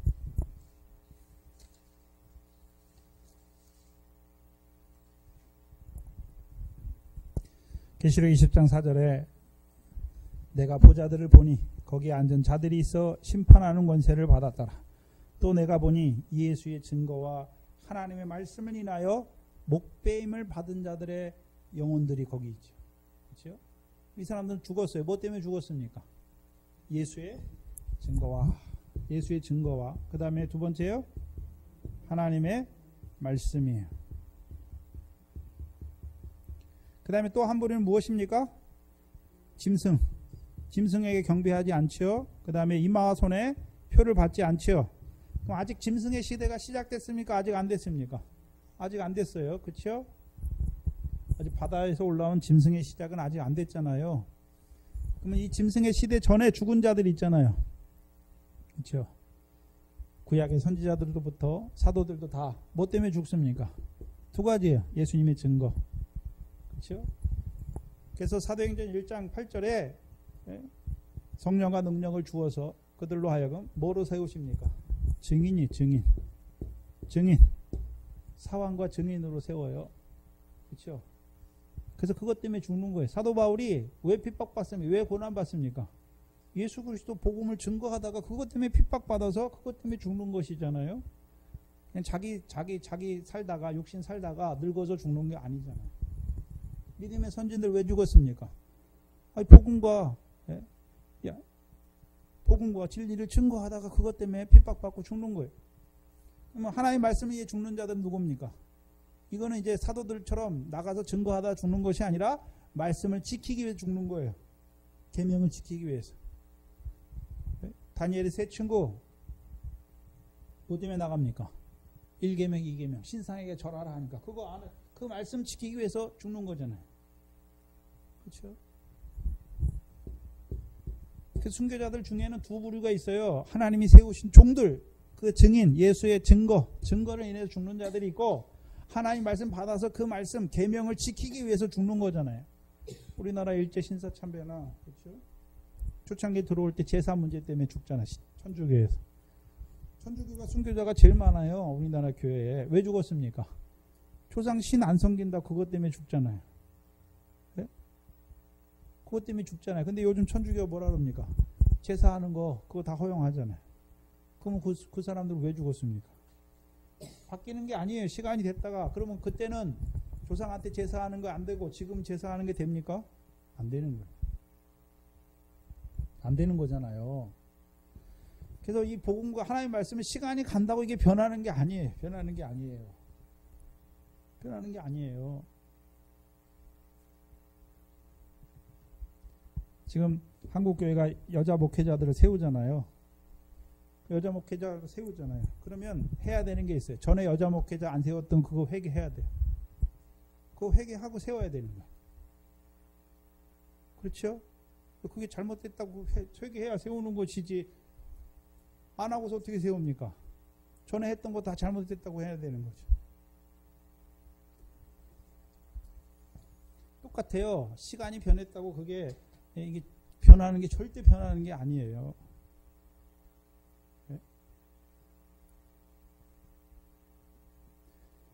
예수의 증거를 인해서 죽은 자들과 하나님 말씀을 지키기 위해서 죽은 자들, 성도들이 있단 말이죠. 그리고 이제 마지막 짐승 시대에 죽은 자들이지. 앞으로 우리 앞에 있을 환란, 그 짐승, 데살로니가후서 2장 3절 이하에 불법의 아들, 멸망의 아들이 나타나면 그 멸망의 아들, 짐승을 통해서 우리에게 이루시는 역사가 있지요. 5절에 보시면 이제 그 나머지 죽은 자들은 천년이 차기까지 살지 못하리라. 이는 무엇입니까? 첫째 부활이다.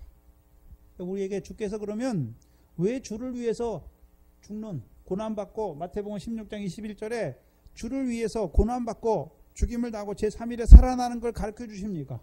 첫째 부활하게. 첫째 부활이 첫째 부활.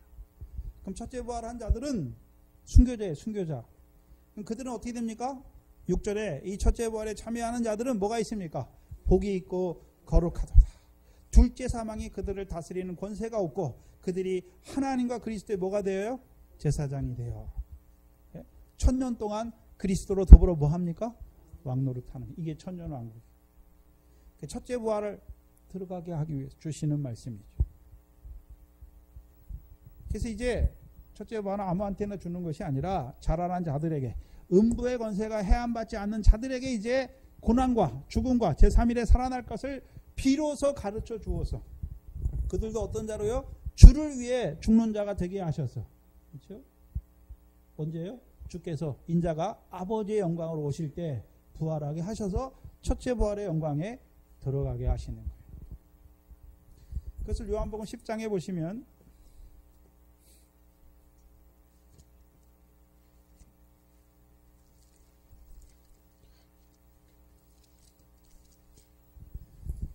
요한복음 10장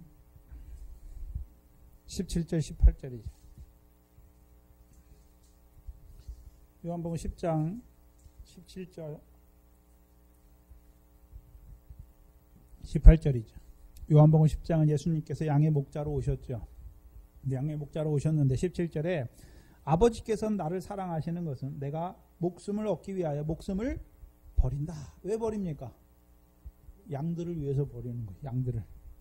그냥 목숨을 얻기 위해서 그냥 아무 의미 없이 목숨을 얻기 위해서 버리는 것이 아니라 양들을 위해서 목숨을 버리는 거예요. 그렇죠? 18절에 이를 내게서 빼앗는 자가 있는 것이 아니라 내가 스스로 버리노라. 나는 버릴 권세도 있고 다시 얻을 권세도 있으니 이 계명은 내 아버지께 받아노라. 그럼 예수님께서 아버지께 받은 계명이 무엇입니까? 아버지께 받은 계명이에요. 이게 말씀이란 말이죠. 계명인데 아버지께 받은 계명이 무엇입니까? 그러면 아버지께서 직접 예수 그리스도에게 계명을 아들에게 계명을 주셨습니까? 선지자 아들로 주신 겁니까? 선지자 아들로 약속하신 것이 무엇입니까? 베드로전서 1장 10절 누가복음 24장에 뭘 약속하셨습니까? 그리스도께서 고난 받고 그 영광에 들어가야 할 것을 말씀하신 것이죠. 그래서 구약을 한마디로 말하면 무엇입니까? 오실 예수 그리스도인데 그 오시면 그가 우리를 위해서 뭐 하십니까? 죽으시는 거예요. 죽으신 다음에요? 부활하시는 것이. 그게 하나님의 아들이에요. 그래서 로마서 1장 2절 이하에 예적부터 계신 하나님께서 선지자들로 그 아들에 대해서 미리 약속하셨죠. 뭘 약속하셨습니까? 다윗의 자손으로 오셔서 왕으로 우리를 위해 죽으시는 것이고, 두 번째는요, 부활하셔서 성결의 영으로 부활하셔서 능력으로 하나님의 아들로 인정되시는 거예요. 그렇다면 자, 마태복음 16장 21절 이하는 주께서 이 아버지께 받은 계명을 주만 행하고 있습니까? 우리에게도 가르쳐 주시는 것입니까? 우리에게도 가르쳐 주시는 것이죠. 그래서 우리도요, 고난받고 죽임을 당하여 제3일에 살아나게 하시는 거예요. 그렇죠? 주께서는 자,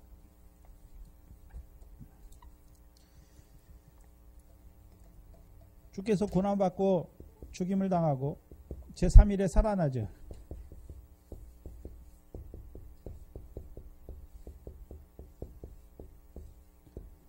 그 제3일에 살아나심으로 부활의 첫 열매가 되세요. 부활의 첫 열매. 그럼 주께서 부활의 첫 열매라는 의미는 첫 번째, 우리의 부활의 보증이에요. 우리도 이제 뭐 합니까? 부활하는 것이죠. 두 번째는요, 그의 강림하실 때에 그에게 붙은 자의 부활, 첫째 부활을 보여주시고, 고린도전서 15장에 마지막 남은 자들, 그 후에는 나중이다, 남은 마지막 부활을 보여주시죠.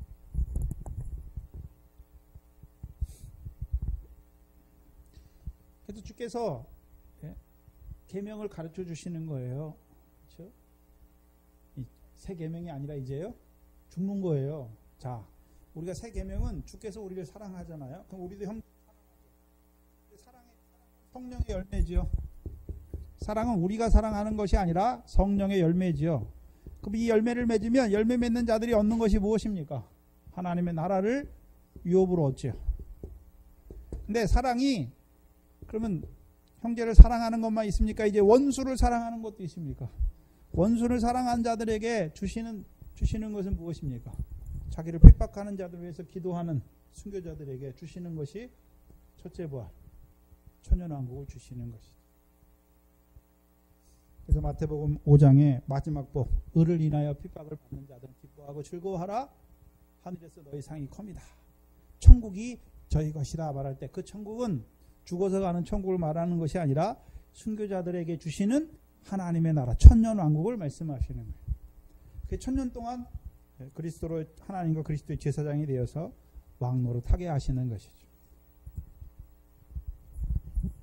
저와 여러분은 왜 제3일입니까? 저와 여러분의 제3일은 저와 여러분이 지금 복음과 성령 시대잖아요. 그럼 성령 시대 이틀이에요. 이틀이 지나면 무슨 시대가 옵니까? 천년왕국 시대가 오는 것을 보여주시죠. 그래서 마태복음 17장 1절은 엿새 후를 보여주시죠. 엿새 후에. 이걸 가르쳐 주신 다음에, 그렇죠? 예수님께서 비로소 고난과 죽음과 제3일에 살아날 것을 가르쳐 주시고, 이제 몇 세 후에요? 엿새 후에. 어디서부터 엿새 후입니까? 어디서부터 엿새 후지요? 창세기 1장은 몇째 날로 구성되어 있습니까? 첫째 날부터 일곱째 날이죠. 왜 여덟째 날은 안 되고 아홉째 날은 안 되고 왜 10일까지 가지 왜 일곱째 날까지입니까? 네? 왜 첫째 아니 창세기 1장의 날들의 역사를 보면 하나님이 8째 날까지 갈 수도 있잖아요. 7째 날에서 끝나요. 8째 날 갈 수 있고 9째 날에도 갈 수 있잖아요. 그렇죠? 근데 왜 7째 날입니까? 세대와 계한을 정하신 거예요. 그래서 하루가 1000년이에요. 그래서 양심시대 2000년, 율법시대 2000년, 마지막이요?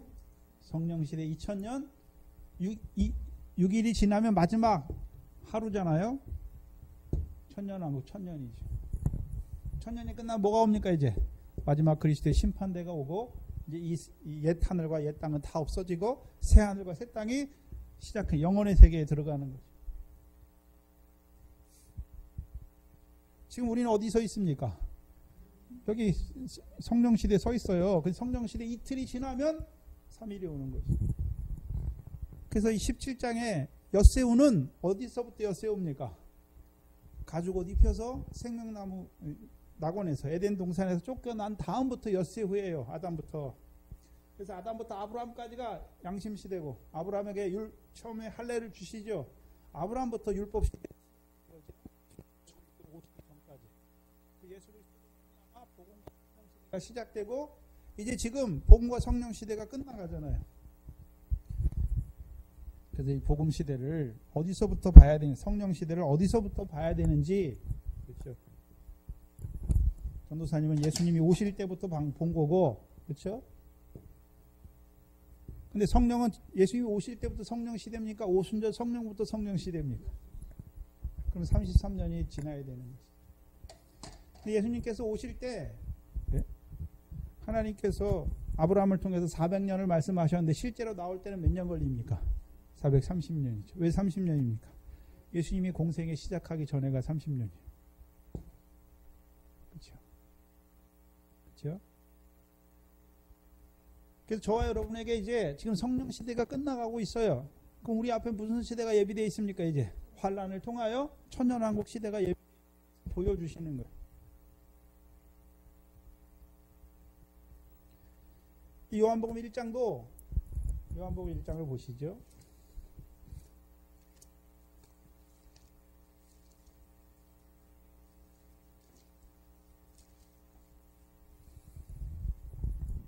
요한복음 1장 29절 보면 이튿날이 나오죠.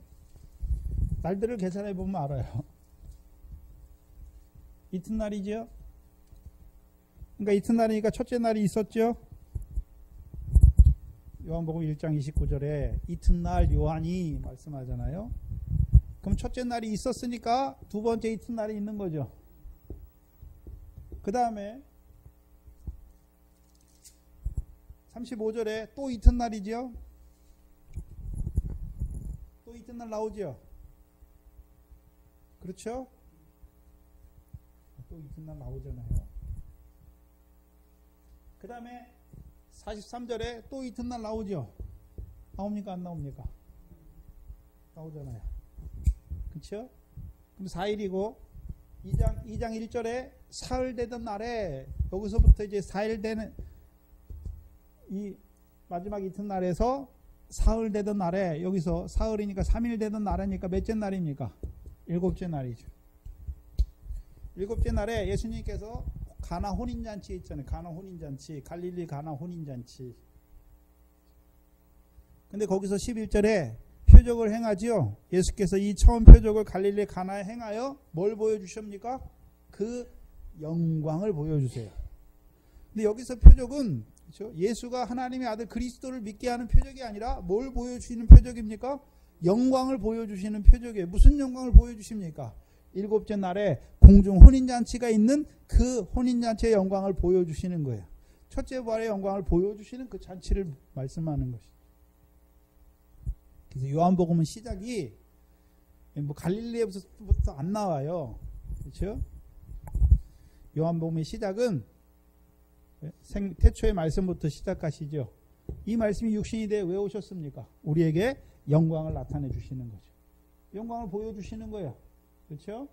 근데 무슨 영광입니까? 첫째 부활의 영광, 7째 날에 있을 혼인잔치의 첫째 부활의 영광을 보여주시는 거잖아요. 누구에게 보여주십니까? 생명을 떡을 먹고 영생하는 자들에게 이 첫째 부활의 영광을 보여주시는 것이죠. 마태복음은 처음부터 시작이에요.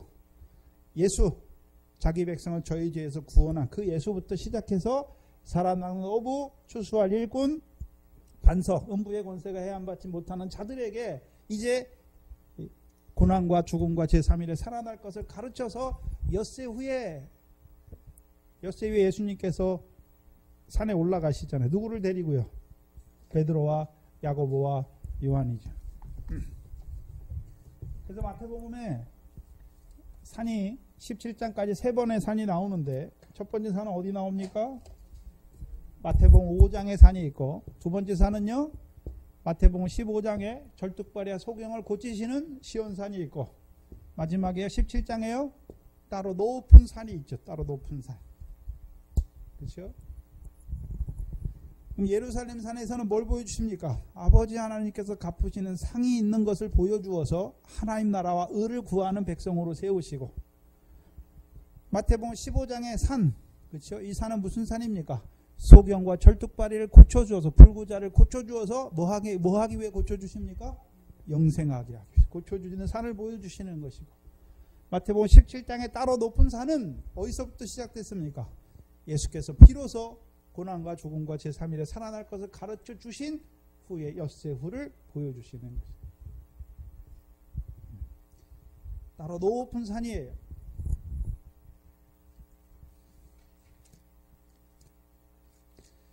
베드로전서 1장을 보시면 베드로후서네요. 베드로후서 1장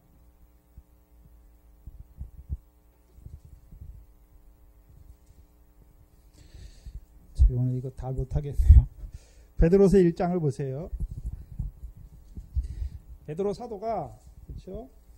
예수님을 쫓아서 이 따로 높은 산에 올라갔던 것을 이제 베드로 후서를 통해서 이제 가르쳐줘요. 베드로서 1장 16절 이하에 우리 주 예수 그리스도의 능력과 강림하심을 너희에게 알게 한 것을. 그럼 사도 바울이 가르치는 것이 사도 베드로가 교회에 가르치는 것이 무엇입니까? 첫 번째, 우리 주 예수 그리스도의 능력이에요. 능력. 그렇죠? 그럼 우리 주 예수 그리스도의 능력은 어떤 능력입니까? 여기 잘 봐야 되잖아요. 이름을 잘 봐야 되는데 성경에 말할 때 예수라고 말할 때가 있고 예수 그리스도라고 말할 때가 있고, 그렇죠? 그리스도 예수를 말할 때가 있고, 그렇죠? 그 다음에요, 우리 주 예수 그리스도를 말할 때가 있죠. 달라요. 그 다음에 또 여기서 주 예수를 말할 때가 있고 나사렛 예수를 말할 때가 있죠. 다르죠. 그럼 우리 주 예수 그리스도는 이건 몇 번 안 나와요. 성경에 3-4번 나오나요? 고린도전서 15장에 나오고 로마서 7장에 나오죠. 어떻게 나옵니까? 우리 주 예수 그리스도로 말미암아 우리에게 이김을 주시는 거예요. 이김을 주시는 예수. 그럼 능력은, 그럼 우리가 대적을 자, 하나님의 백성은 전제가 뭐냐 하면 여호와의 군대죠. 애굽에서 나올 때부터 여호와의 군대예요. 그럼 군대는 뭘 위해 있습니까? 싸움이잖아요. 싸움이죠. 싸움이잖아요. 그럼 우리의 대적이 뭡니까? 광야의 대적, 3가지 시험, 가나안 땅의 대적, 다윗 왕으로 말미암은 대적. 근데 우리가 이길 수 있습니까? 없습니까? 없어요. 우리 주 예수 그리스도께서 이기게 하시는 거죠. 그래서 우리의 대장이에요. 그래서 우리가 누구와 함께 있으면 이깁니까? 예수 그리스도 안에 있으면 이겨요. 시편 24편이죠. 8절입니까? 7절 이하에 보시면 영광의 왕이 문들아 들릴지어다, 문들아 머리를 들을지어다. 영광의 왕이 들어가시는데 그 영광은 뭐에 능한 왕입니까? 전쟁에 능한 왕이에요. 그래서 이스라엘 백성이 싸워서 이기는 게 아니죠. 홍해를 앞에 두고서도, 홍해를 앞에 뒀어요. 이스라엘 백성이 모세를 원망하고 난리가 났지요. 근데 모세가 뭐라 합니까? 가만히 있어라. 여호와께서 너희를 구원하실 거다. 구원을 봐라. 그리고요, 여호와께서 너희를 위하여 대대에 싸우시리로다 말하는 거죠. 그렇죠? 여호와께서 싸우시는 거예요. 우리가 싸우는 것이 아니라 우리 대적에게 우리가 미래 결실을 하고 우리가 우리 속에 더러운 것을 우리가 내보내서 이기는 게 아니란 말이죠. 우리를 더럽게 하는 그 역사를 우리가 이기는 것이 아니란 말이죠. 우리 주 예수 그리스도로 말미암아 우리에게 이김을 주세요. 그래서 세상 염려, 죄의 유혹 끊어지게 하시고 죄도 하나하나 이기게 하시고 우리를 더럽게 하는 역사도 이기게 하시고 이김의 결과가 뭡니까? 미래 결실이고 보리의 결실이고 열매죠. 형제를 사랑하는 것. 전에는 내가 사랑하지 못했어요. 전에는 내가 어땠습니까? 남편이 나를 사랑하면 나도 사랑하고 남편이 나한테 사랑 안 하고 미워하면 나도 저 사람 미워하고. 근데요 이제 이기면 어떻게 됩니까? 남편이 그렇게 하는데도 남편을 불쌍히 여기고 사랑해요. 애통한단 말이죠. 기도한단 말이죠. 이기는 생활. 그게 열매잖아요. 네? 우리가 무슨 나무입니까? 열매를 맺게? 아니잖아요. 네? 주께서 나를 사랑하신 것 같이. 우리 예수 그리스도 안에 있다는 것은 다른 말로요. 주께서 나를 사랑하시는 그 사랑 안에 있는 거예요. 그러면 이길 수 있어요. 네? 주의 온유 안에 있으면 우리도 온유한 자가 돼요. 주의 긍휼 안에 있으면 우리도 긍휼을 베푸는 이기는 삶을 살 수 있는 것이에요. 그럼 주의 능력 이기게 하시는 거예요.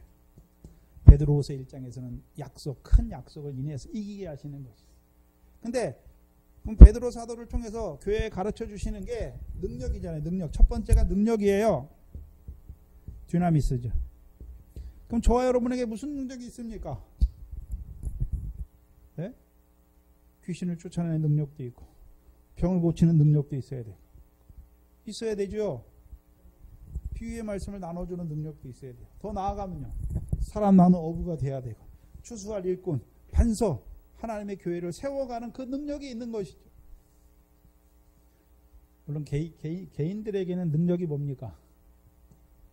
여러분이 성령을 받으면 능력은 어디서 옵니까? 성령을 받아야 능력이 오는데 무슨 능력입니까? 죄를 이기는 거예요. 네? 능력이 오니까 세상 염려, 죄의 유혹 안 하는 거예요. 전에는 어떤 일만 터지면 이거 어떻게 하지 세상 염려하고 그랬는데 지금은요 염려가 없어요. 시편에 하나님의 말씀을 내가 찬송하리로다. 내가 여호와의 말씀을 의지하였은지 혈육이 있는 육체가 내게 어찌하오리까. 혈육이 있는 육체를 무서워하지 마세요.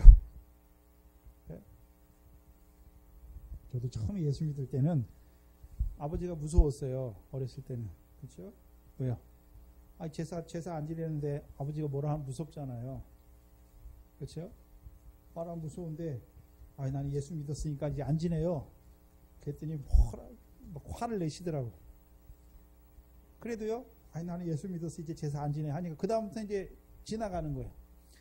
사람을 무서워하면 계속 그 사람에게 쫓겨다닐 수밖에 없어요. 매여 다닐 수밖에 없어요. 그런데 한번 싫은 소리 한번 주기철 목사님 아버님이 장로님인데 주씨 가문이에요. 굉장히 유명한 가문이에요. 그래서 암만 생각해도 안 되겠는 거예요. 자기 자녀들이. 왜요? 제사 드리는데 다 쫓아가서 옛날 제사 드리잖아요. 얼마나 제사 많이 드리겠어요. 그렇죠? 옛날에 그 시절에 대학을 보내고 신학교를 보내는데 아무나 보내는 게 아니잖아요. 집안이 좋단 말이죠. 양반 집안이라면 좋은 집안이란 말이죠. 그러니까 자기가 믿어졌는데 그 전까지는 계속 제사에 쫓아가는 거예요. 절은 안 해도 거기 서 있는 거예요. 쫓아가고 거기 갔는데 또 절 안 한다고 막 뭐라 그러겠죠. 형제들이 왜 안 하겠습니까? 막 뭐라 그러니까 자기는 괜찮은데 자기 아들들은 어떻습니까? 그걸 못 이기잖아요. 큰아버지가 너 왜 절 안 해? 이렇게 하면 못 이기잖아요. 그래서 이 장로님이 가가지고 이제 제사 드릴 때 가가지고 상을 다 엎어버린 거예요. 제사 드린 상을. 그러니까 거기 친척들이 다 어떻게 합니까? 다 발로 때리고 막 욕하고 그 다음에는요. 저놈 오지 뭘 못하게. 저 오면 우리 또 다 뒤집어. 안 가는 거예요. 핍박이 있어요. 사람에 대한 핍박이 있단 말이죠. 그거 무서워하면 못 껴요. 네? 내가 하나님 말씀 의지하였으니까 혈육이 있는 육체가 내게 물론 고통을 줘요. 근데 지나가면요. 오지 말라 그래요. 가지 말라. 네? 저도 저희 집안에서 제일 처음 예수 믿으니까 예수 믿으니까 저는 주일을, 뭐 주일날 무슨 혼인, 나한테 말하지 마세요. 나는 하나님 사람이에요. 나 거기 안 가요. 안 가니까 제 촌척들이 다 주일날 뭐 결혼하고 뭐 하잖아요. 그럼 뭐라 그랬습니까?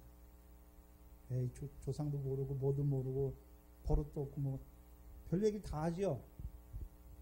근데요, 조금만 지나면요, 우리가 토요일날 할게 와. 얘는 주일은 지키는 애니까 얘 주일날은 안 불러요. 아예 안 불러요. 자기들이 변하는 거예요. 내가 거기 쫓아다니면 그 사람들이 평생 안 불러요. 그리고 말해요. 나한테 뭐라고 말하는지 아세요? 너 쟤네 결혼식에 왔잖아. 내 결혼식도 와야지. 그럼 매여 다녀요. 주일날. 딱 끊어야 돼요. 지혜롭게 해야죠. 토요일날 올라가면 되잖아요. 토요일날 먼저 가서 보면 되잖아요. 시간 있을 때 먼저 가서 봐야지. 뭐 주일날 거기 쫓아다녀서 뭐 하려고요? 네? 주일날 결혼하는 사람들이, 주일날 뭐 하는 사람들이 제대로 하나님 없으니까 그렇게 하는 거잖아요. 근데 하나님 믿는 사람이 거기 쫓아가서 어떻게 하려고요?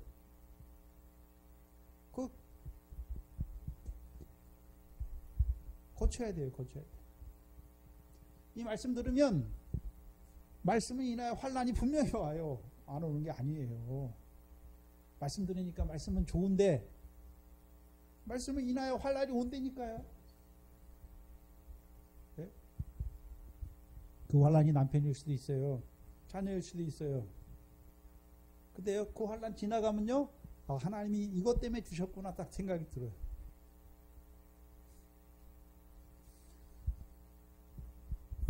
그럼 우리에게 능력만 주십니까? 두 번째요, 강림하심이죠. 주의 강림하심. 베드로 사도가 교회에 증거한 게 뭡니까? 우리 주 예수 그리스도의 능력이에요. 그럼 너희는 어떤 자로 살라고요? 성령의 능력이 있는 자로 살라.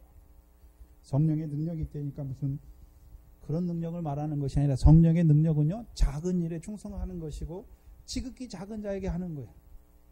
여러분이 작은 일 할 때 어떻습니까? 왜 내만 이렇게 해야 돼? 나만 설거지 해야 돼? 나만 이런 일 해야 돼? 원망하고 불평할 수 있잖아요. 근데 그리스도의 능력이 함께하면 기쁜 거예요. 그 일을 하면서도 기뻐요. 왜? 하나님께서 함께 하시니까 형통한 거예요. 유업의 상이 있는 거예요. 주께. 요셉과 같이 그 종로로 타는, 애굽의 종로로 타는 그 일도 여호와께서 함께 하시니까 능력 있는 형통한 삶이 되는 거예요.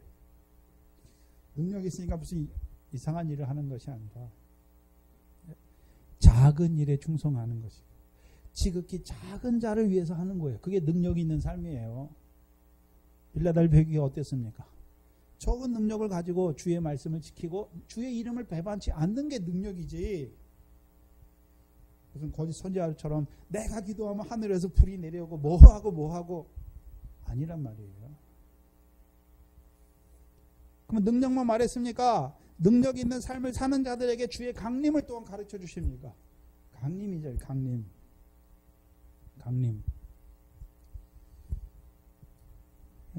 근데 너에게 알게 한 것이 공교에 만든 이야기가 아니다. 이 베드로가 만든 게 아니란 말이죠. 우리는 그의 크신 위엄을 친히 봤다. 어디서 봤습니까? 17절에 18절에 보면 이 소리는 우리가 저와 함께 거룩한 산에 있을 때 하늘로부터 나옴을 들었다. 거룩한 산, 베드로가 올라간 거룩한 산은 어디였습니까? 따로 높은 산이죠. 그러면 17절 보세요. 지극히 큰 영광 중에서 이러한 소리가 그에게 나기를 이는 내 사랑하는 아들이요 내 기뻐하는 자라 하실 때에 저가 하나님 아버지께 존귀와 영광을 받으셨느니라. 이 소리는 우리가 저와 함께 거룩한 산에 있을 때에 하늘로부터 나온 것을 들었다. 그럼 베드로가 지금 베드로후서에 나오는 주의 강림을 말할 때, 그렇죠? 강림을 말할 때 어떤 거를 연상시킵니까? 자기가 주님과 함께 따로 높은 산에 올라갔던 것, 그렇죠? 따로 높은 산에 올라갔던 것을 무엇과 연결시킵니까? 강림하고 연결시키잖아요. 뭐하고 연결시킨다고요? 강림하고. 그러면 거기 있을 때 하늘로부터 나는 소리를 들었는데 이는 내 사랑하는 아들이요 기뻐하는 자라 하실 때에 그 아들이 누구에게요? 아버지 하나님께 뭘 받았습니까? 영광과 존귀를 받았죠. 그러면 저와 여러분도 이제 아버지 하나님께서 갚으시는 영광과 존귀를 받을 때가 있죠. 언제 받습니까? 예수 그리스도 나타날 때. 예수 그리스도 나타날 때죠.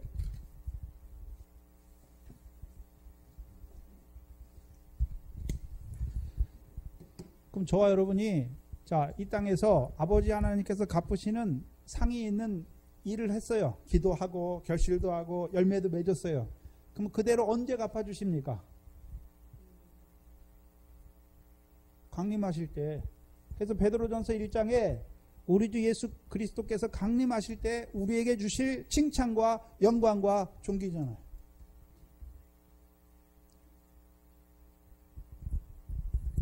언제 갚습니까? 주께서 오실 때, 예수 그리스도 나타날 때. 그럼 예수 그리스도가 나타날 때가 언제입니까? 강림이잖아요. 강림. 그럼 주께서 강림하실 때 뭘 가져오십니까? 영광과 존귀, 칭찬과 영광과 존귀를 가져오시는 것이죠. 그럼 저와 여러분이 언제 받습니까? 칭찬과 영광과 존귀를. 그리스도 강림하실 때.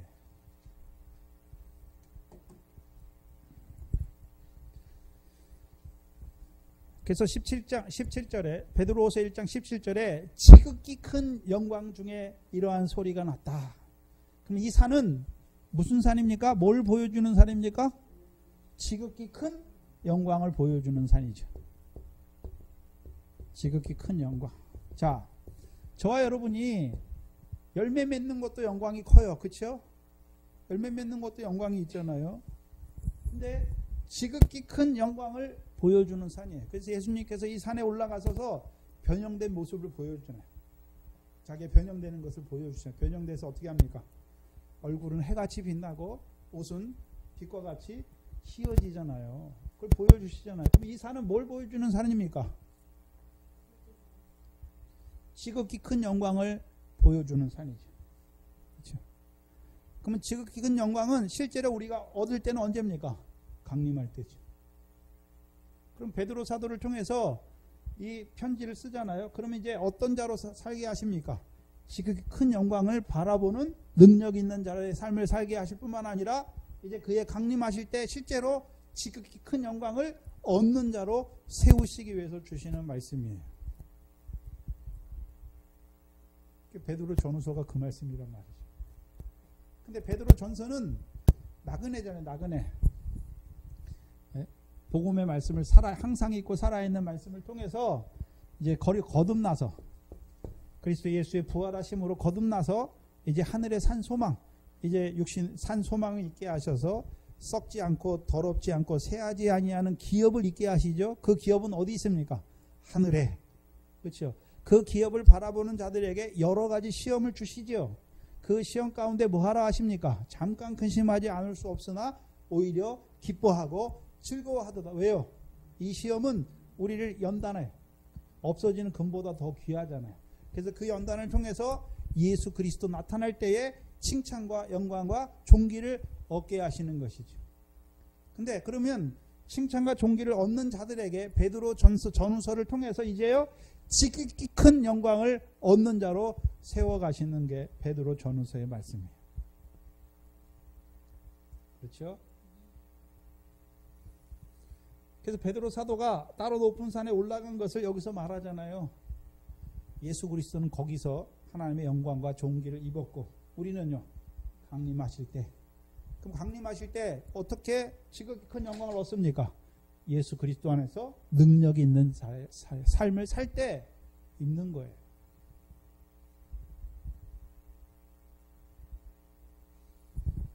그래서 거룩한 산이다. 이 산을 무슨 산이라고 말합니까? 거룩한 산이에요. 거룩한 산. 그럼 그러면 능력 있는 삶은 다른 말로 하면 어떤 삶을 살아야 됩니까? 거룩한 삶을 살아야 돼요. 그래서 거룩한 삶을 산 구약의 대표자로 누굴 보여주십니까? 모세와 엘리야죠. 그래서 모세의 삶은 어떤 삶이었습니까? 물론 무리바에서 실수하죠. 그래서 하나님이 모세를 책망하잖아요.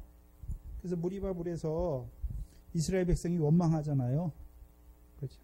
모세가 한 번도 이스라엘 백성을 인해서 범죄하지 않았는데 무리바 사건은 거의 광야 39년이 다 끝나가던 때예요.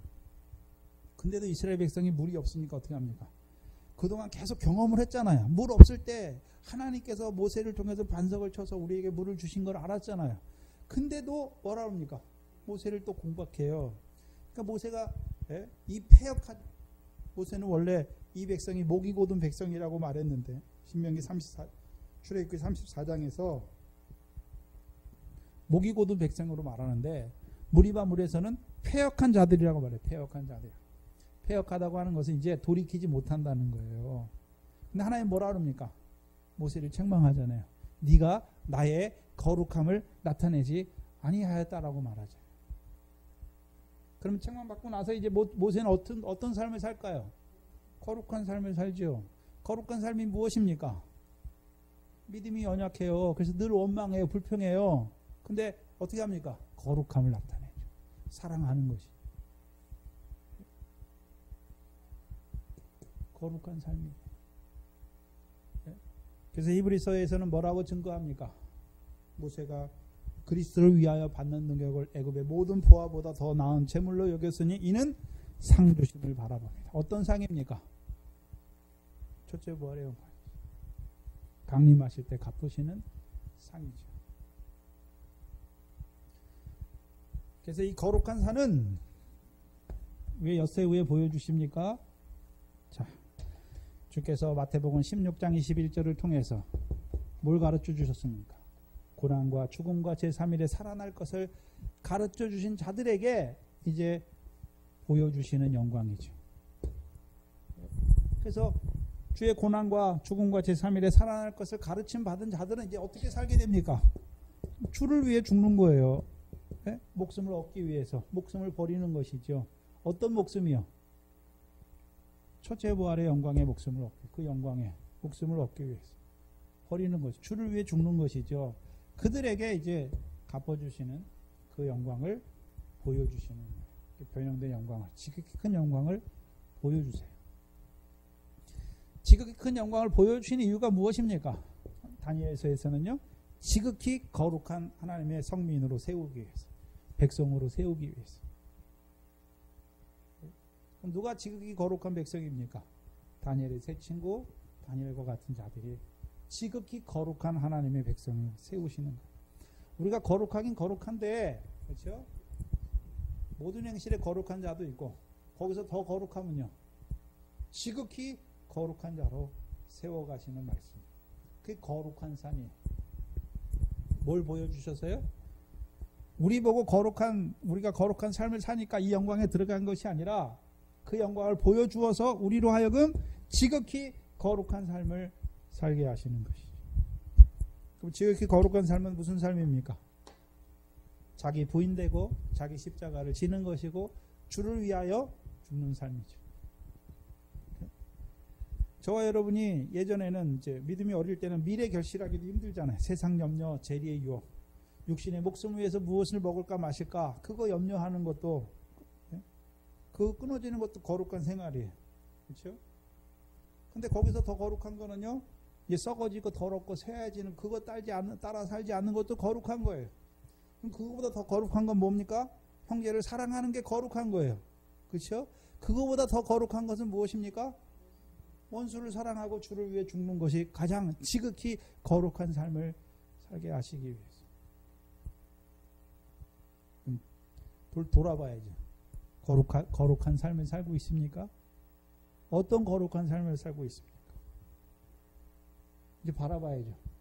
우리에게 그 첫째 부활의 영광을 보여주신 것을 이제 우리도 지극히 거룩한 삶을 살게 하시기 위해서.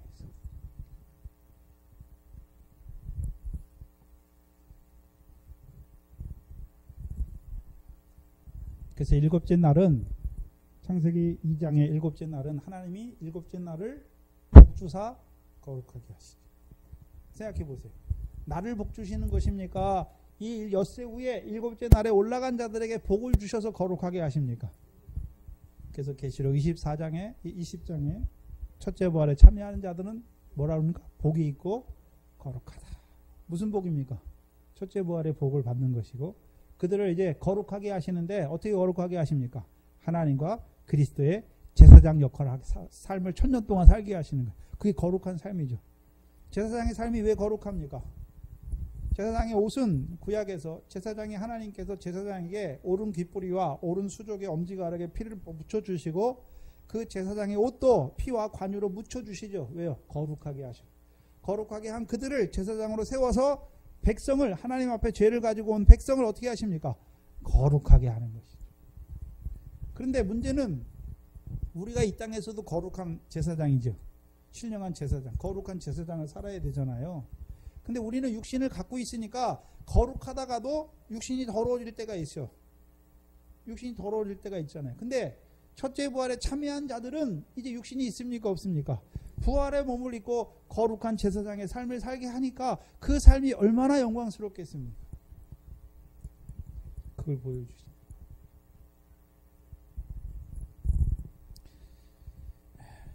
그 뒤에는 다음 시간에 질문이 있습니까? 질문 없으시면 잠깐 기도하고 마치겠습니다. 하나님 아버지 감사합니다.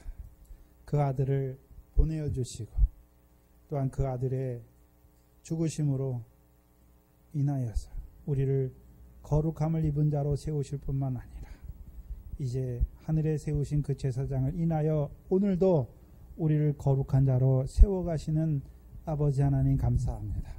우리의 한날 한날의 삶이 이제 거룩함을 입은 자로 거룩하게 모든 행실에 거룩한 자로 살아갈 뿐만 아니라 이제 더욱 거룩한 것을 사모하게 하시고 이제 지극히 거룩한 삶을 살아갈 수 있도록 우리를 붙들어 주시옵소서. 아버지 하나님 우리의 믿음을 자라게 하여 주셔서 이제는 음부의 권세가 해안받지 않는 음부의 권세가 이기지 못하는 하나님의 교회 세워가실 뿐만 아니라 이제는 그리스도의 고난과 죽음과 제3일에 살아날 것까지 우리에게 가르쳐 주셔서 우리로 하여금 그 첫째 부활의 영광을 소망하는 자로 살려주신 아버지 하나님 감사합니다.